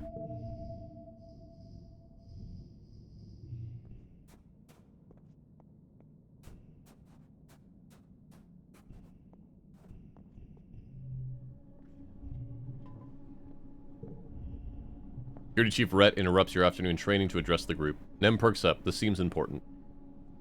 Since the original colony was destroyed, Rhett begins, we've needed every skilled officer we can find to defend our home. Now Governor Lum's blessing, age is no longer a requirement. Looking for young recruits to join the ranks of your defense. This is a serious job.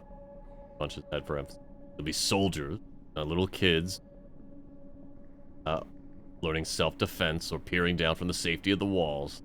You will be in danger. You'll need to be brave and know your way around a weapon. Step forward if you think you have what it takes to defend the colony. Dude, I've defended the colony every fucking year since I was 10 years old. I wanna do.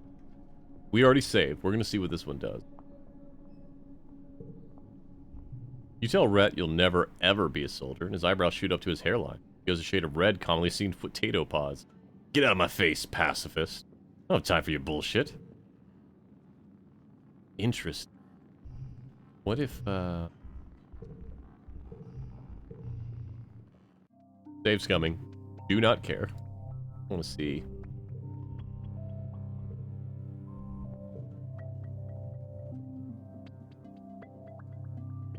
You have what it takes to survive. Okay, you're in. See you on recruit. Oh, interesting. Alright, that just unlocks a new job. That's fine. 5 kudos equal to goal.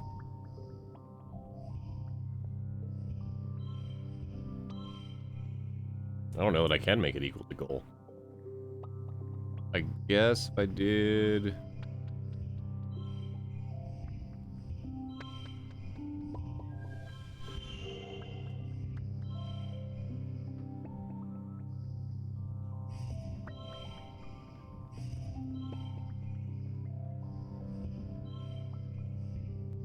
There we go.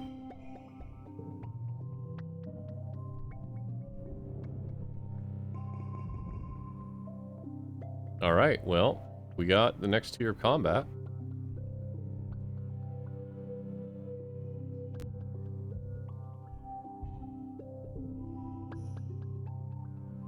Draw an extra card at the start of challenges. Ooh, rad. Alright, so that means that we should then start working on... I guess bravery?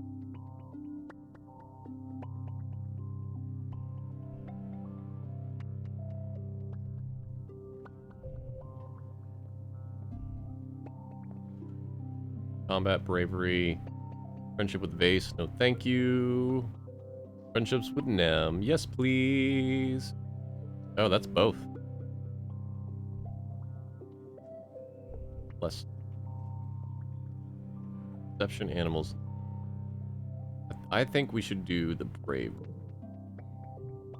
Might get us where we need. All your practicing has come down to this. The biggest brawl of the entire game of sports ball. No, the greatest match I've ever seen on the soil of Autumna. It's Helios versus Stratos, the first ever Kombucha Cup. Aw, they named it after Com. You manage to get a few Stratos kids back for the big game. Nem even takes some time off for a grueling training regimen, lured by the prospect of whooping some Helio butt. Hands are packed with spectators. Wish Calm could have been here to see. Besides Nem, who should join your team? Mars. Mars hasn't lost her killer instinct. You know she makes an asset to any team. Between her and Nem, you're going full offense.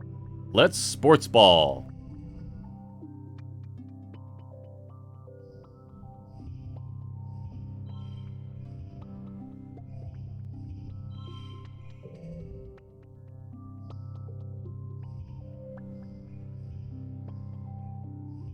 Seven.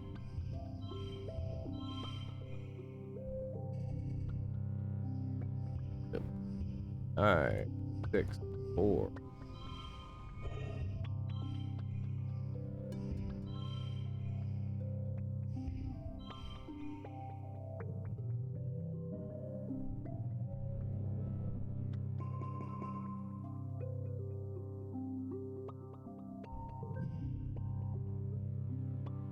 Where's our bravery? Shouldn't we be getting bravery?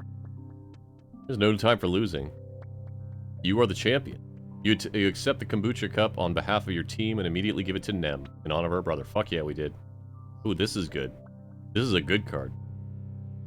Aw, she's crying. She tears up a little as you lift her up to parade her around the pitch and try to hide these tears of joy. The Helio team takes their loss pretty hard. They've all rallied behind Vase. You're just a bunch of jokers, he said. There's no way you untalented colony looters could beat a team of the most elite soldiers on the planet. The Helios mutter their agreement and Vase. I don't know what I expected from a bunch of criminals. Of course you cheat your— oh my fucking god, Vase, fuck you. And your dumb made-up game. Mars is having none of that. He marches right up to Vase and seems to match his height even without heels. Oh, he's a sad little baby man unsaid he lost a game. She teases him with only making him more mad. Get good, losers. I don't have to cheat to beat you, or anyone else. You put down Neb. He clutches the cup awkwardly, unsure whether to side with Vase or her childhood friend. The Helio kids are clearly agitated, as are your teammates. Only Rex seems to be holding it together on the other side, hanging around near the edges, trying not to engage. Pumped up from the adrenaline of the win, your awareness narrows down to just the people at the pitch. The adults haven't noticed the tensions are about to boil over. You have a sudden intrusive thought of smashing Vase right in his stupid mouth before anyone can stop you.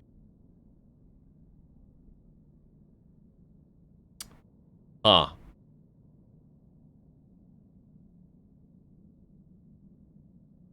Hey, fuck those. Doesn't feel great to have your victory marred by these buttheads, but walking away is the smartest choice. You parade with the kombucha cup around some more and leave the Helio team to lick their wounds in peace. Feels good to have to win. We're gonna see what happens. You sleep a little easier tonight. Oh, we're so close.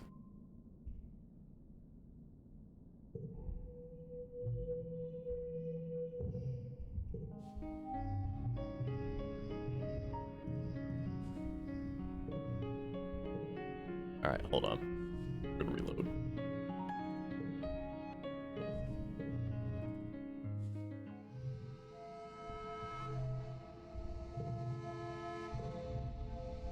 Bars. Yep. Sports ball.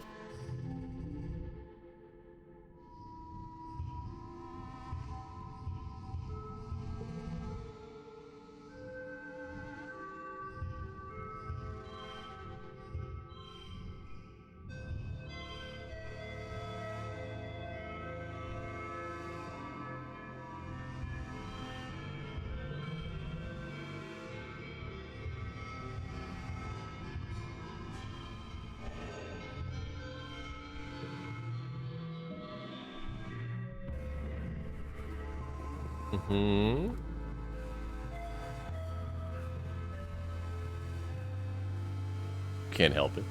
You haul back and punch Vase just as he opens his mouth to say some more stupid bullshit. It's worth it just for the split seconds of shocked silence before everyone erupts into chaos. You don't expect Maros to be any good in a fight, and you're kind of right. The other Helio kids are too intimidated by her to even start. Instead, they swarm you as you tussle with Vase. Two of them grabbing your arms and sending you up to get your clock cleaned by Vase. Rex comes to your rescue, grabbing Vase by his jersey and pulling it over Vase's head as he struggles. This gives you time to break free of your hold and get a shot in on Vase's exposed ribs. Alright, Rex. You're my pal. Rex nods at you, then backs away from the fight. Nem tries to get in between you and Vase, begging you to stop fighting. There's too much going on, though. Some of the Helo kids stop because they recognize Nem's authority, but too many are just happy to finally be able to punch something. For a few beautiful moments, you feel alive. Feels like minutes pass, but probably only a few seconds before the referees and other adults break up the fight. You and Vase stare each other down. He's got the beginnings of a bruise right under his eye that's gonna be a real shiner. Alright, stand down, Red Order. Helios, cool off in the shower. Vase rumbles and spits on the pitch, but he does his before. Brett turns to you. What were you thinking, Solane? Can't have my own people turning against each other. Takes the kombucha cup back from Nem. Oh, no. Nuh-uh. Brett claps you on the shoulder. The tensions must be getting to the kid. You knocked each other's teeth out for fun. You can't go around hurting things just because you feel like you're in control. Gives you patronizing. The world is dangerous. At the end of the day, we're all human. We're all on the same side. Yeah, that's not worth it. Not worth Nem losing a trophy. Not a chance.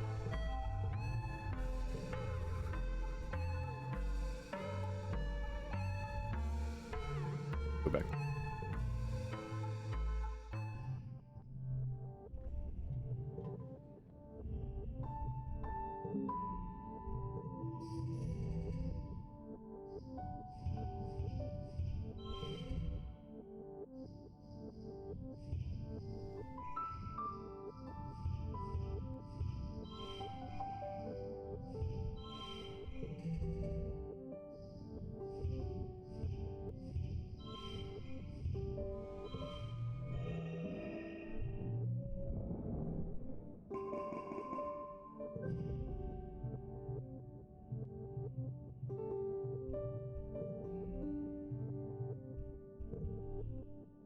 Heck yeah.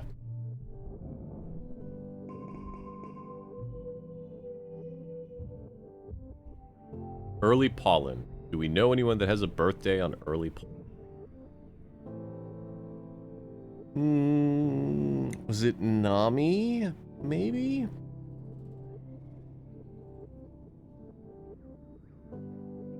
I don't think that their birthday. Oh, it was Rex. It was Rex, right?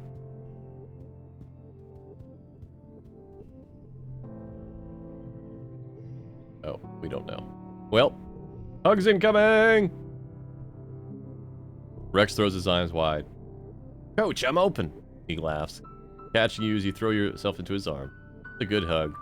Makes you instantly more relaxed. Alright, let's give you a stick. Stick? Oh, it is his birthday. Fantastic. Woo! Rhett howls with a happiness as he takes the mushroom wood. You remember my birthday and brought me the perfect stick for my collection. Alright, buddy. It is your birthday. Add it to the list.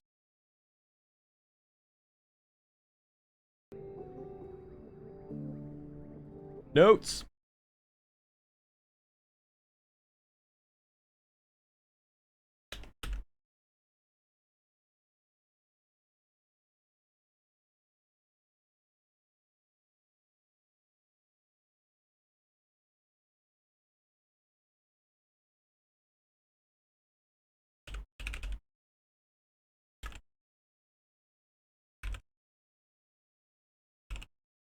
All right. Oh, we can talk to him again. You find Rex playing cards by himself in the lounge with an actual physical deck of cards. He looks up to you as you approach and visibly brightens when he sees you, sitting up straight with his dog-like ears on alert. Well, hey, Solane, he exclaims. How's it hanging? You want to play a game with me? What kind of game? Called Bottoms Up, Rex explained. We both play a card from our hand we think is lower, and then the other one, the person is playing, and the person with the lowest card wins. If you win, you get the number of points that are on your card. Plus, you get to take the loser's card and add it to your hand. You want to play the low card to win, but if you play your high cards at the right time, you get a lot of points. It's a game of compromise. Used to play it all the time back on the Helio, but now everyone's here and, you know, realizing their big dreams of being heroes and saving humanity, Rex says, rolling his eyes with a good nature. Soldiers love to gamble, says. You know, the thing you use here, kudos? We could bet some kudos on it, or we could bet something more interesting. What do you mean more interesting?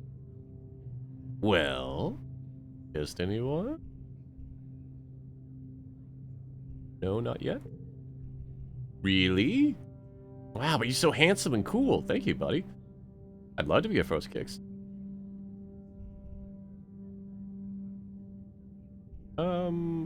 So Rex. Well, Solane probably doesn't care. I am interested in Nom. That's fine. We don't have. So what do you want to bet? High or low? Let's go.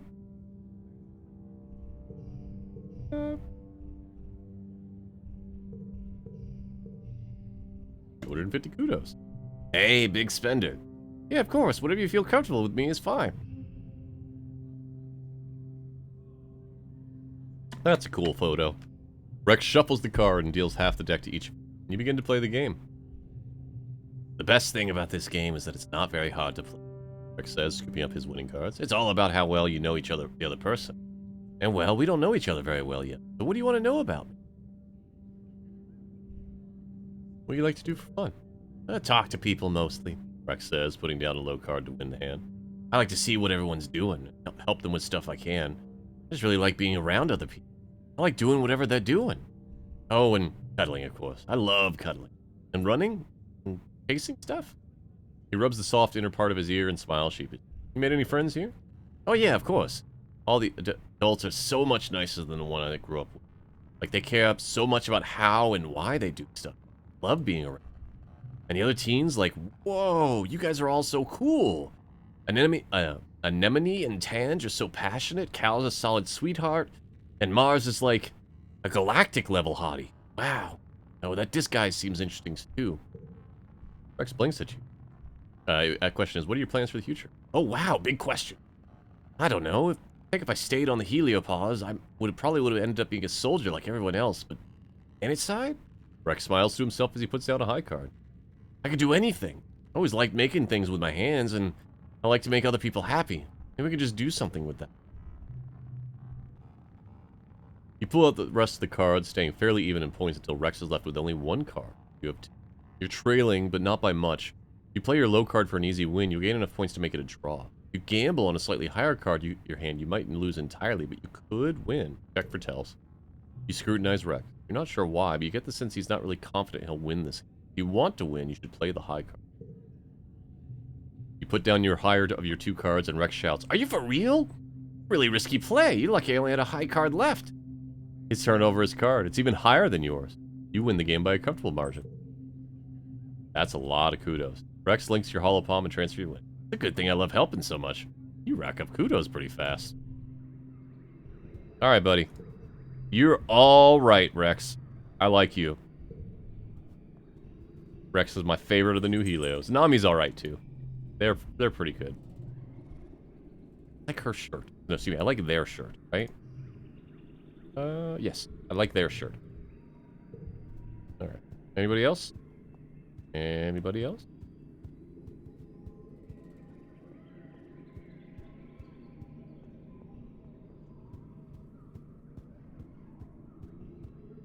Anybody else?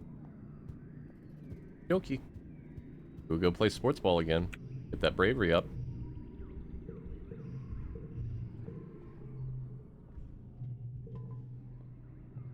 You've been finding it really difficult to focus on practice recently, and you find yourself snapping your teammates and making... Probably taking on too much. It'd be good to take some time off and feel a little less stressed out. Yep, that'll be next week. Playing sports ball.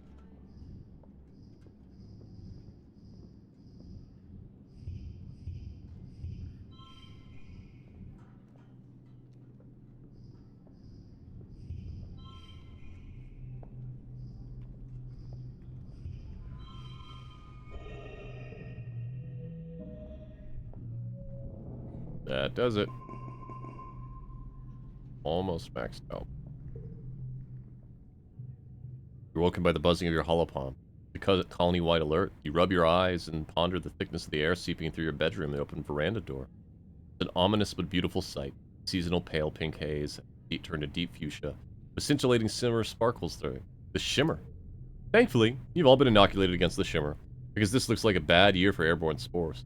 Be safe. Stay inside and seal your door and window tight. You spent the time playing hollow games with your dad. For a couple of days, the fog passes without incident. Hell yeah!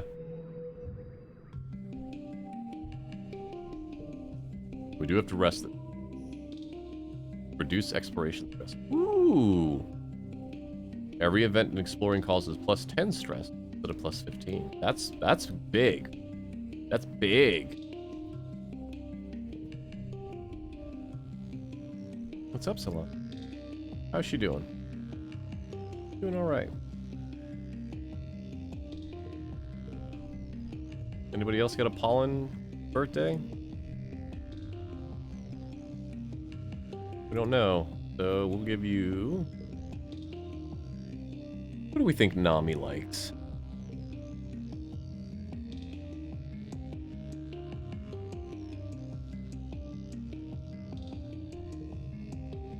Give you one of these.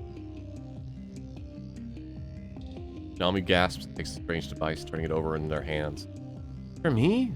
Really? I can't wait to crack it open and see what makes it pink. Alright, well, we know what her gift is. Not her birthday. We know what her gift is.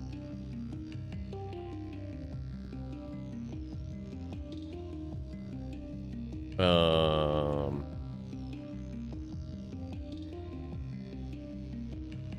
mean, I want to keep building relationship with Nem.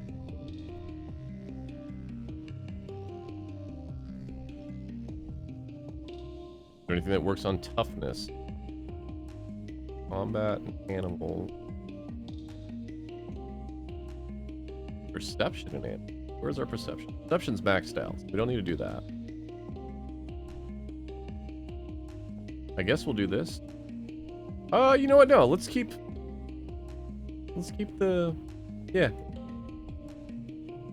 You haven't been back to sports ball pitch since before the big attack that took Com's life. That's not true. You know that Rhett's the coach now, though he doesn't have much care as Com did. More concerned with getting sports ball players to sign up for the defense force. You show up for practice and spot Vase and Rex on the pitch, standing with a healthy distance between the two of them. Vase is surrounded by a group of friends, and Rex is bopping a sports ball on his head and chest. Nem's here as well. He's wearing Com's all sports ball jersey. Rhett picks her as captain for one team and you as the other. Rex. Popularity doesn't matter in sports ball, you think. Rex pops the ball under his arm and saunters over, ignoring the venomous look that Vase gives him. Nem chooses Vase right away. Bonus to straight. Can't do a straight, right? I don't think we can do a straight. Cannot. So we will do 3, 3, 3.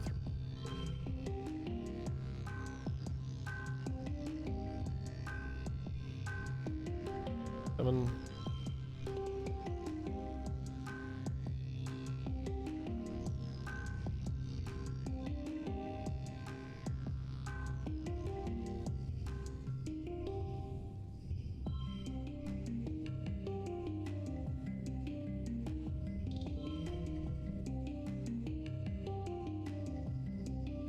Nine. 7, 7. Oop, nope. 7, 6.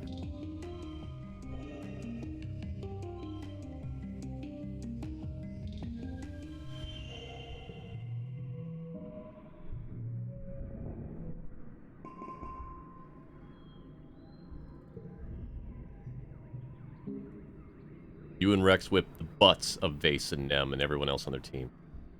You cheated, Vase complained. Come on, Solane. Oh, come on. Solane and Dogboy against me and Nemi? How is that even a concept? You motherfucker don't get to call her Nemi. He storms off the pitch, venting about how the game was rigged for weaker players because sports ball isn't a real game. Nem comes over. I think you did well, she says. Good work out there. Rex gives her a high five, but she looks towards where Vase disappears and shakes her head.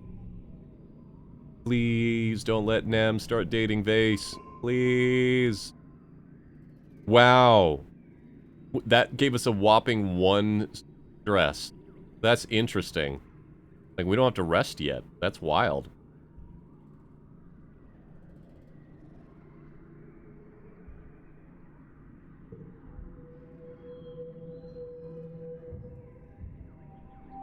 Late pollen. We know anyone whose birthday is late.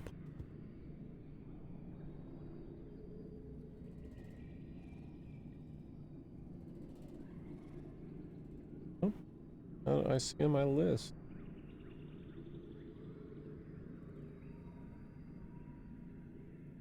Oh, we do know someone whose birthday is late, Paul.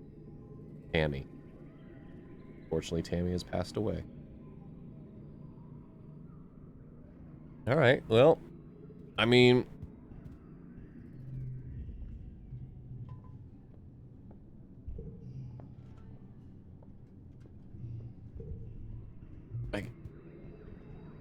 I guess we'll do it again.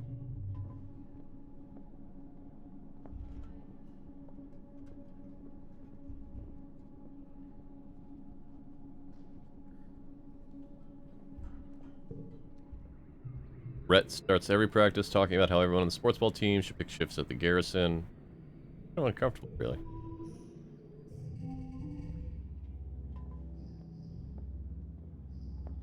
Equal to goal. 6, 6. Oh, you know what we should do? That and that. That. We don't actually want that. We want... Oh, you know what? Do we want kudos or do we want that?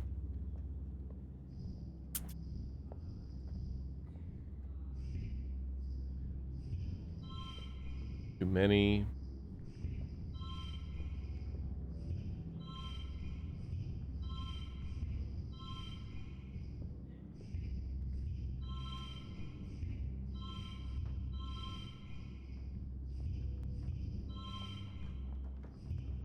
Still too many. Yeah.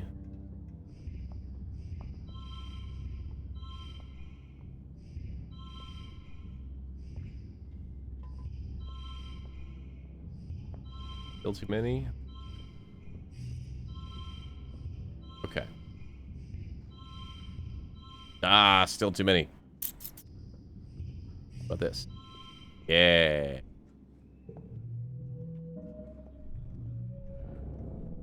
Vibrant. Hell yeah.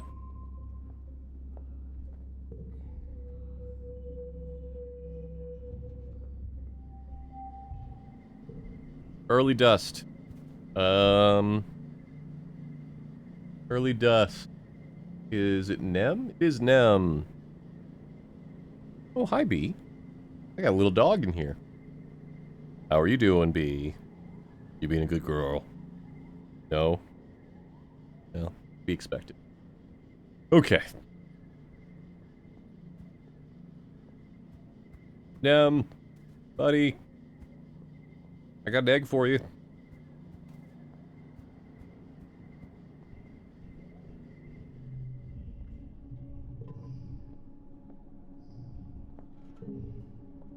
Cool, thanks. I guess it is my birthday this week. Kinda forgot.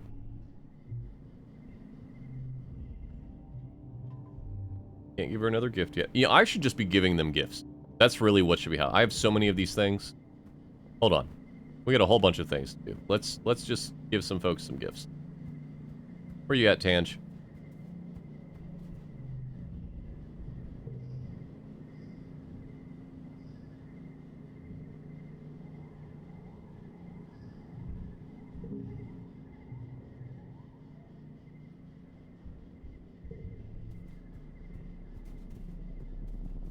Give Rex a stick.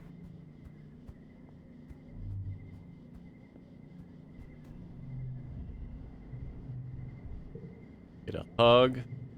Oh, yeah. Rex explains, wrap you in a bear hug.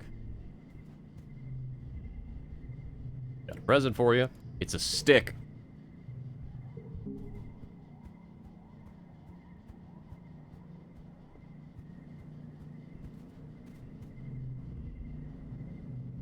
Got something for you. I don't actually have any medicinal herbs. I'll just give you a flower. Okay, she liked it. Oh, I could smooch.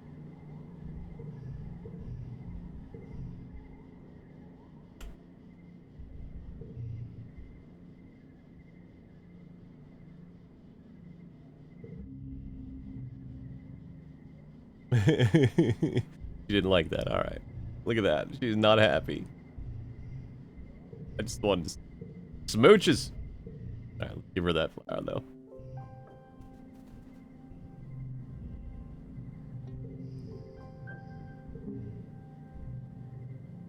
I suppose this is might be a scientific interest, Anne says, analyzing. Pulls a pedal off and looks at it in the microscope. Yes, I'll have to take a look under the microscope. Thank you.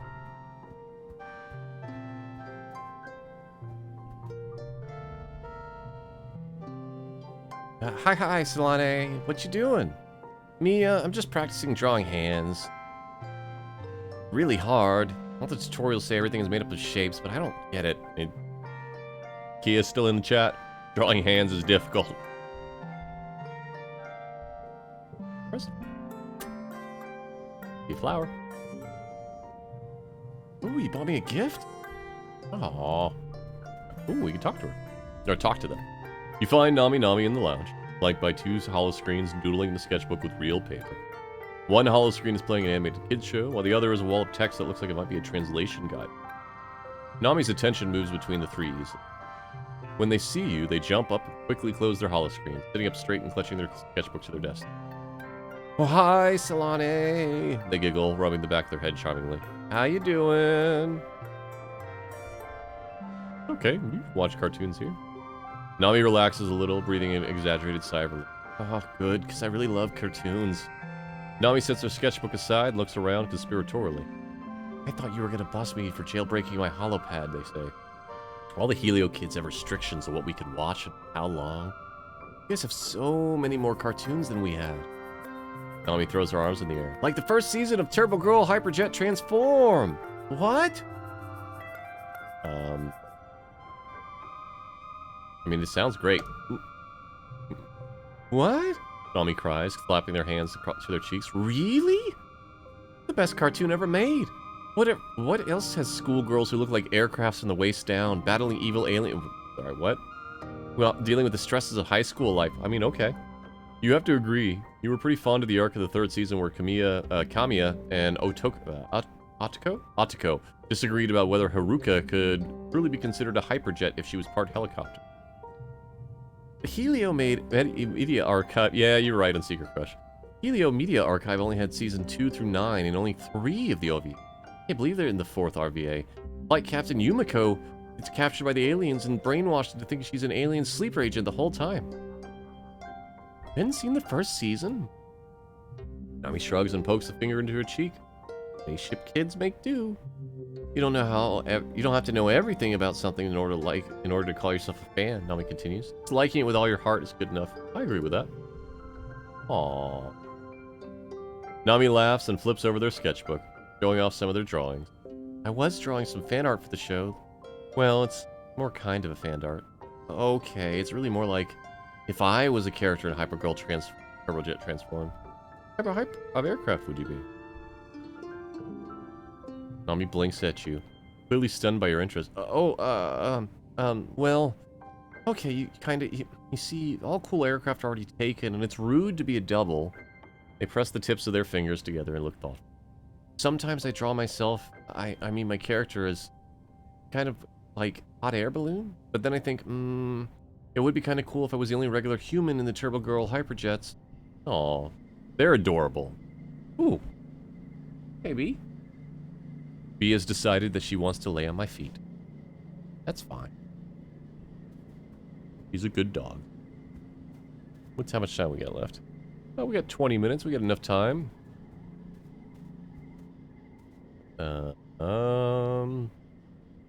mean, we're almost there on toughness.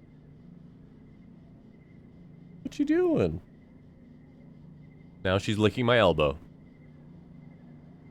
You're a weird dog.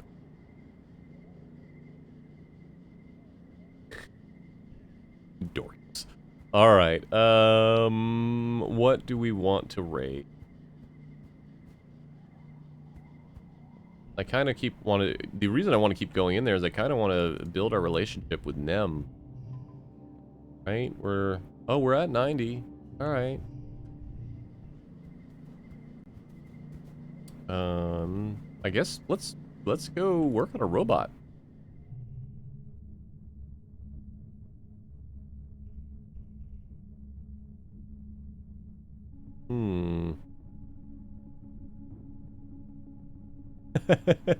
I love that on Secret Crush. On Secret Crush in chat says, I saw something somewhere recently that said dogs licking is a way of dogs petting you back. I love this. I love it.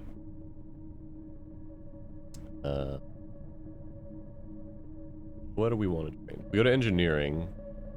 It's weird that if you study engineering, you get only one engineering. But if you repair robot, you get 3 engineering. I mean, our engineering pretty darn good. I guess let's go repair some robots. You're heading back to your quarters at the end of the day, and you pass by the medbay when you hear shouts and scrambling from within. Some surveyors have come back with serious wounds, not the usual broken limbs and sunstroke. One of them is holding a towel to her own leg, staunching the blood flow from a massive animal bite. Another looks nearly blinded from acid. It looks like chaos in there. Man, we're gonna help. Gosh, it's a good thing you were there. Triaging and getting the most badly wounded in the medbays is difficult, and the others need traditional medical attention while they wait. It's hectic, stressful work, but you're able to keep your head and provide assistance. Alright. Sounds good to me.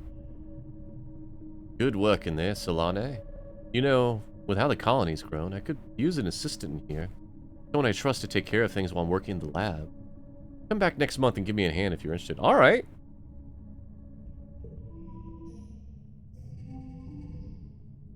Alright.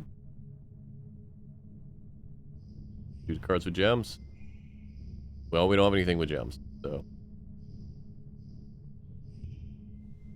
I don't know what that value is going to be, but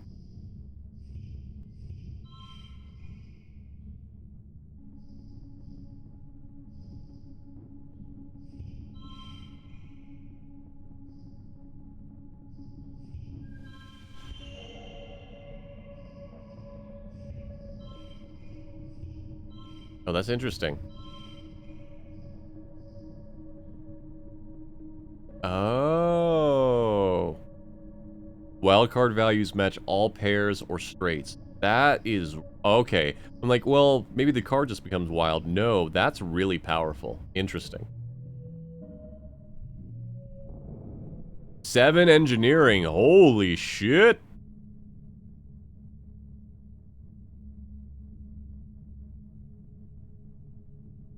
Creativity. Alright, now we gotta rest. Oh, no, we don't! Heck yes, our timing worked out great. It's Vertumnalia. Everyone's in high spirits as you decorate the colony square. The great tables are piled up high with food, groaning under the weight of heaps of roasted steamed vegetables, barbecued meats, stews, carafes of mulled cider, and cakes dripping with frosting and sugar bug syrup. You gather in the colony square for the usual speeches. Lum takes the stage to fanfare and applause. Hello, people of Vertumna, he exclaims over the din. Happy Vertumnalia! He takes a big theatrical breath. Do you smell that? The smell of victory! We humans have secured hold on this planet, and now it's time to celebrate. Lum gestures the sagging feast table. Eat, drink, and be merry! The crowd cheers again. After the council members have given each of their annual reports, everyone starts clearing the square to set up for the Vertumnalia games. You feel the pulse of a new hollow message in your palm and open it to read. Ooh. Happy Vertumnalia! A present for you at the table. Your secret admirer. You rush over to the feast table and spot a wrapped present among the roasted vegetables. Wow, you have a secret admirer? Interesting. You unwrap the present. It's a data band. You snap it on your wrist and boot it up on your holopalm. Full of all your favorite songs, video shows, and games. Collection curated by someone who must really know you. Now you always have your media with you, even if its net goes down, including your favorite episodes of the rise and fall of Sanctuary Moon. Nice. That's probably Tange. Huh. You search the holopalm for any hints of who could have made it, but you can't find anything. You have to rest around, but later. The games are about to begin. You assemble with the other kids for the annual games. What do you do? I mean, Xeno wrangling is probably the right call, because we're trying to get these things maxed out. Yeah, Nemini. Fuck you, Vase.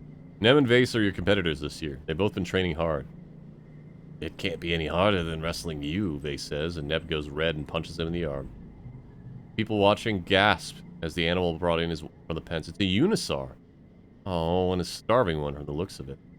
It growls and snaps its teeth at its handler. Full Unisaurs are docile creatures. Hungry Unisaurs are mindless rage machines. They lay snakes, swallowing whole prey, using their inner mouths to rip it up. Well, hungry enough to swallow you whole if it catches you. Luckily, this one looks so hungry that it's weaker than usual to give the competitors a chance. Wrangle that Xeno!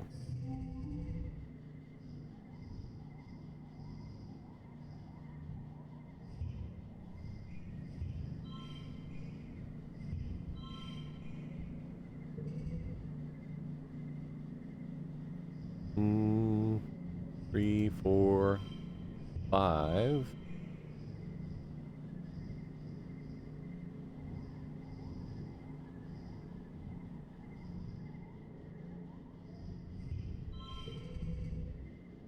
Okay.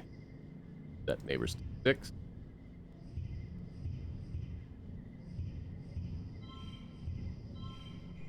Double that card.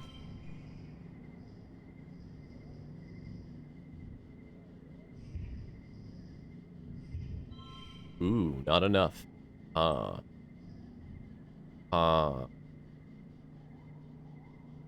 What do we do this? Okay, that's closer.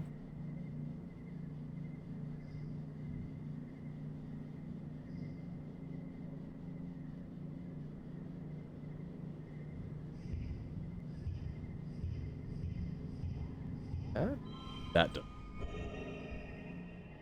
Oh, one off. Boo.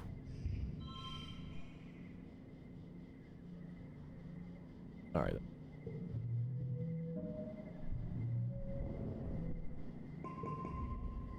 Lassoing the Unisaur is relatively easy, but you end up running around forever trying not to get skewered by its horn. You yank the hard down the rope to wear it down before you can even try to run. There are a few moments where you realize your life is in actual danger. The Unisaur is no joke. You end up wounding the Unisaur with your clumsy attempts to wrestle it, but you didn't want to die. What were you supposed to do? After the festivities, everyone descends on the feast. You heap your plate with more food than you could eat in 3 sittings. When all food is gone and the sunset has broken the heat of day, people break out their instruments. Everyone dances well into the night. Mid-dust.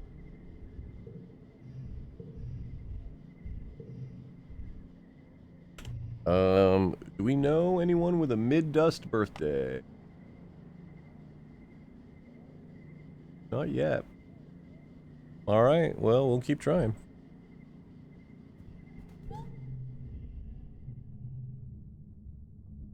Ange is hard at work in her lab, entering calculations to her holopalm and frowning over a set of samples. She barely notices you enter. Hello, Solane, she says distractingly before you go back to work.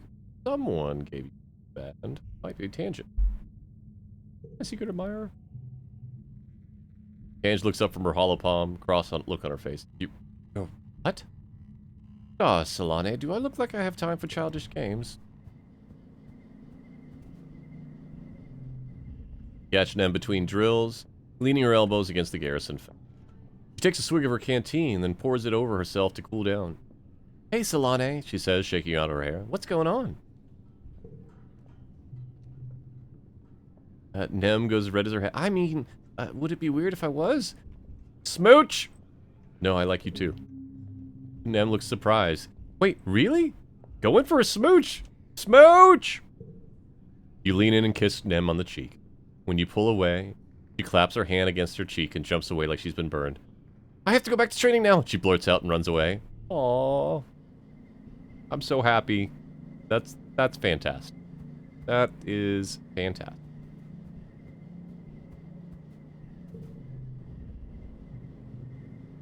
Rex and Nami are curled up together, his head on their lap, and as they watch something on Nami's holopalm. Nami pauses the show and Rex grumbles sleepily. He must have drifted off.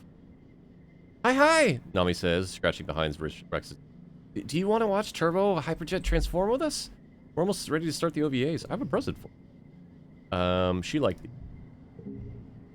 Oh, hey, we figured out her birthday. Ooh, Nami exclaims, making grabby hands at the strange device. Happy birthday to me! I can't believe you remembered. Thank you. I couldn't remember something I didn't know, Nami, but thank you for thinking I did. Nope. Nope. All right, none of this stuff. So... anything we want to buy? Really? At least not yet. I could get rid of some low cards. But let's get our engineering. Let's get this going. Is random guessing the only way to learn about birthdays on Secret Crush Acts? I don't think so. I vaguely remember we learned Nem's birthday through a scheme. So I'm sure that there's a way to figure it out that way. But I want to give them gifts anyway. I mean, it's very much Persona in that I want to get their stats up. Mid-dust.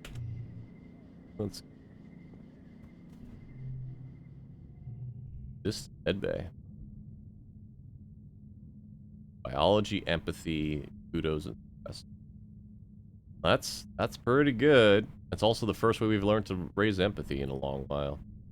But let us raise our engineering. The heliopause didn't have on-board AI like Congruence, which must have been hard. She runs the robotics lab just like she runs the rest of the colony systems, silently and perfectly. Working with her is lurking like with an all-knowing, all-powerful god, who doesn't mind doing all chores. You always knew Congruence was more advanced than all the other bots put together. You didn't realize the assumption was literal. She programs all the bots based off her own code, so it's almost like they're part of her. Sometimes when you're working on a bot, she'll joke that it tickles. Can I date Congruence? As Congruence hands, you do the physical maintenance on the bots. This one you see most often are the vacuum bots. The colony's gotten larger and much, much dirtier. They're more likely to get clogged and break down. Then people have to do more cleaning by hand, which makes them complain to command, which means more maintenance requisitions on your desk. One vacuum bot in particular is just eccentric, broken in a way you can't permanently fix. You keep patching it up and sending it back to the serve the colony.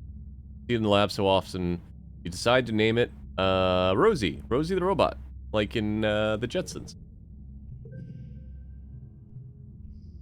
You stencil the bot's name on its chassis and send it on its merry way. There you go, little Rosie. See you again in a few days. Alright. Up.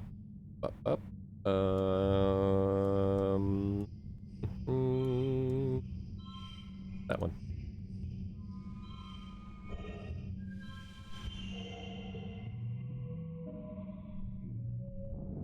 Maxed out engineering. Ooh, more gear.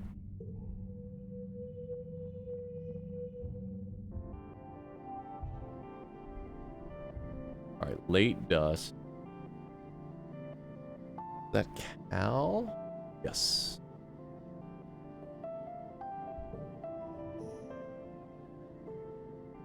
More gear.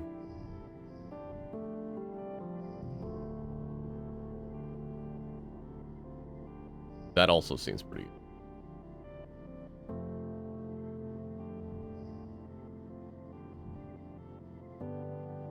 Although, maybe I just equipped the second hop eye as well. Even less stress? More pairs? I mean, sure.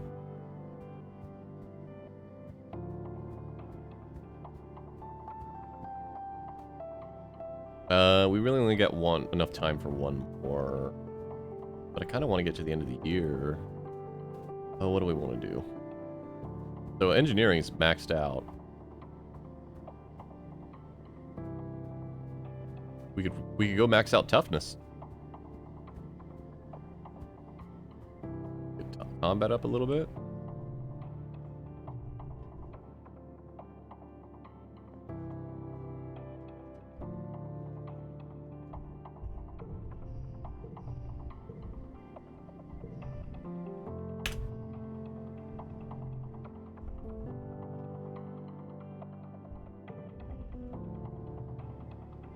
You're on your way to the sports ball pitch when you literally run into Nem. She's dressed for combat training, her long curly hair tied back in a no-nonsense braid. Oh, she says, holding your arm at arm's length and checking you over to make sure you're okay. I didn't see you there. Sorry. Aren't you coming to sports ball practice? Nem laughs and stops when she realizes you're not joking. Oh, you're serious? Aren't we a little old for sports ball? She says, looking incredulous. I mean, it's fun and all, but it doesn't mean anything. It's just a game. I'd rather be training for the Defense Force. Nem, sports ball was your thing. He looks you up and down. You should sign up, Solane. A lot of us old sports players did. He marches off down the hallway towards the gate, leaving you to contemplate your choices. Nem, no! Alright. Bonus to pairs.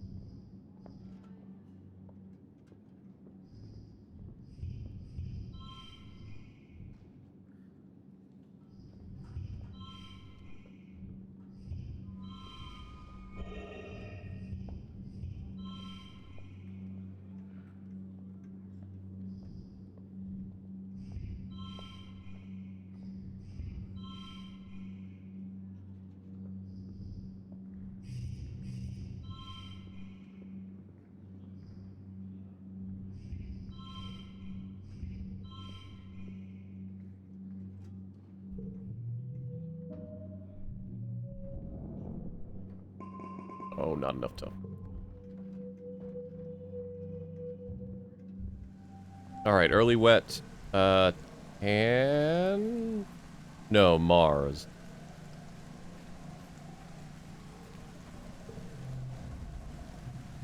Ooh. Don't touch me! Mars orders, raising her hands up in the air. I just did my nails, and if you mess them up, I'm going to scream until the adults come and throw you into space jail for crimes against sophistication. Alright. Happy Christmas. Yep. Alright, so we've talked about this.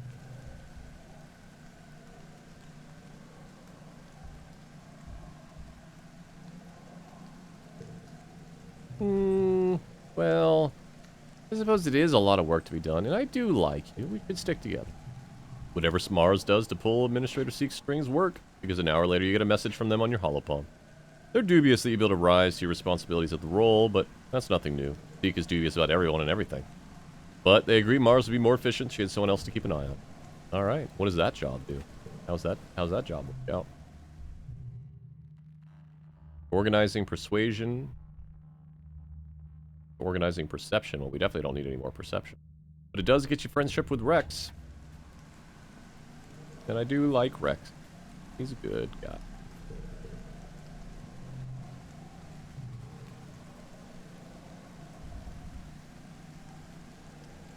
Animals and empathy and friendship with Cal. I think this might be the way to go. But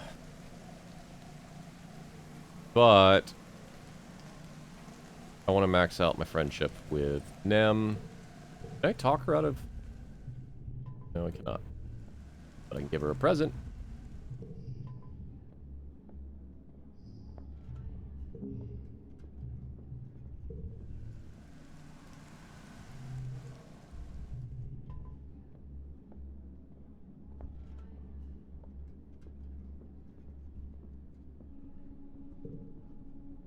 Rain or shine, Rhett wants you out there learning laps and climbing walls. During wet, this is literal, and you got a lot of the former and not a lot of the latter. The torrential rains during the colony turn the colony into a mud pit. You struggle through your fitness exercise while being encouraged by Rhett, who just loves to remind you that life or death situations don't always happen in ideal situations. 6, 6, 5, 4, 4.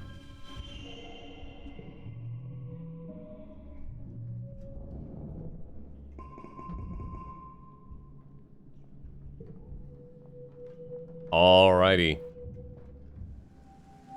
We are going to call it there.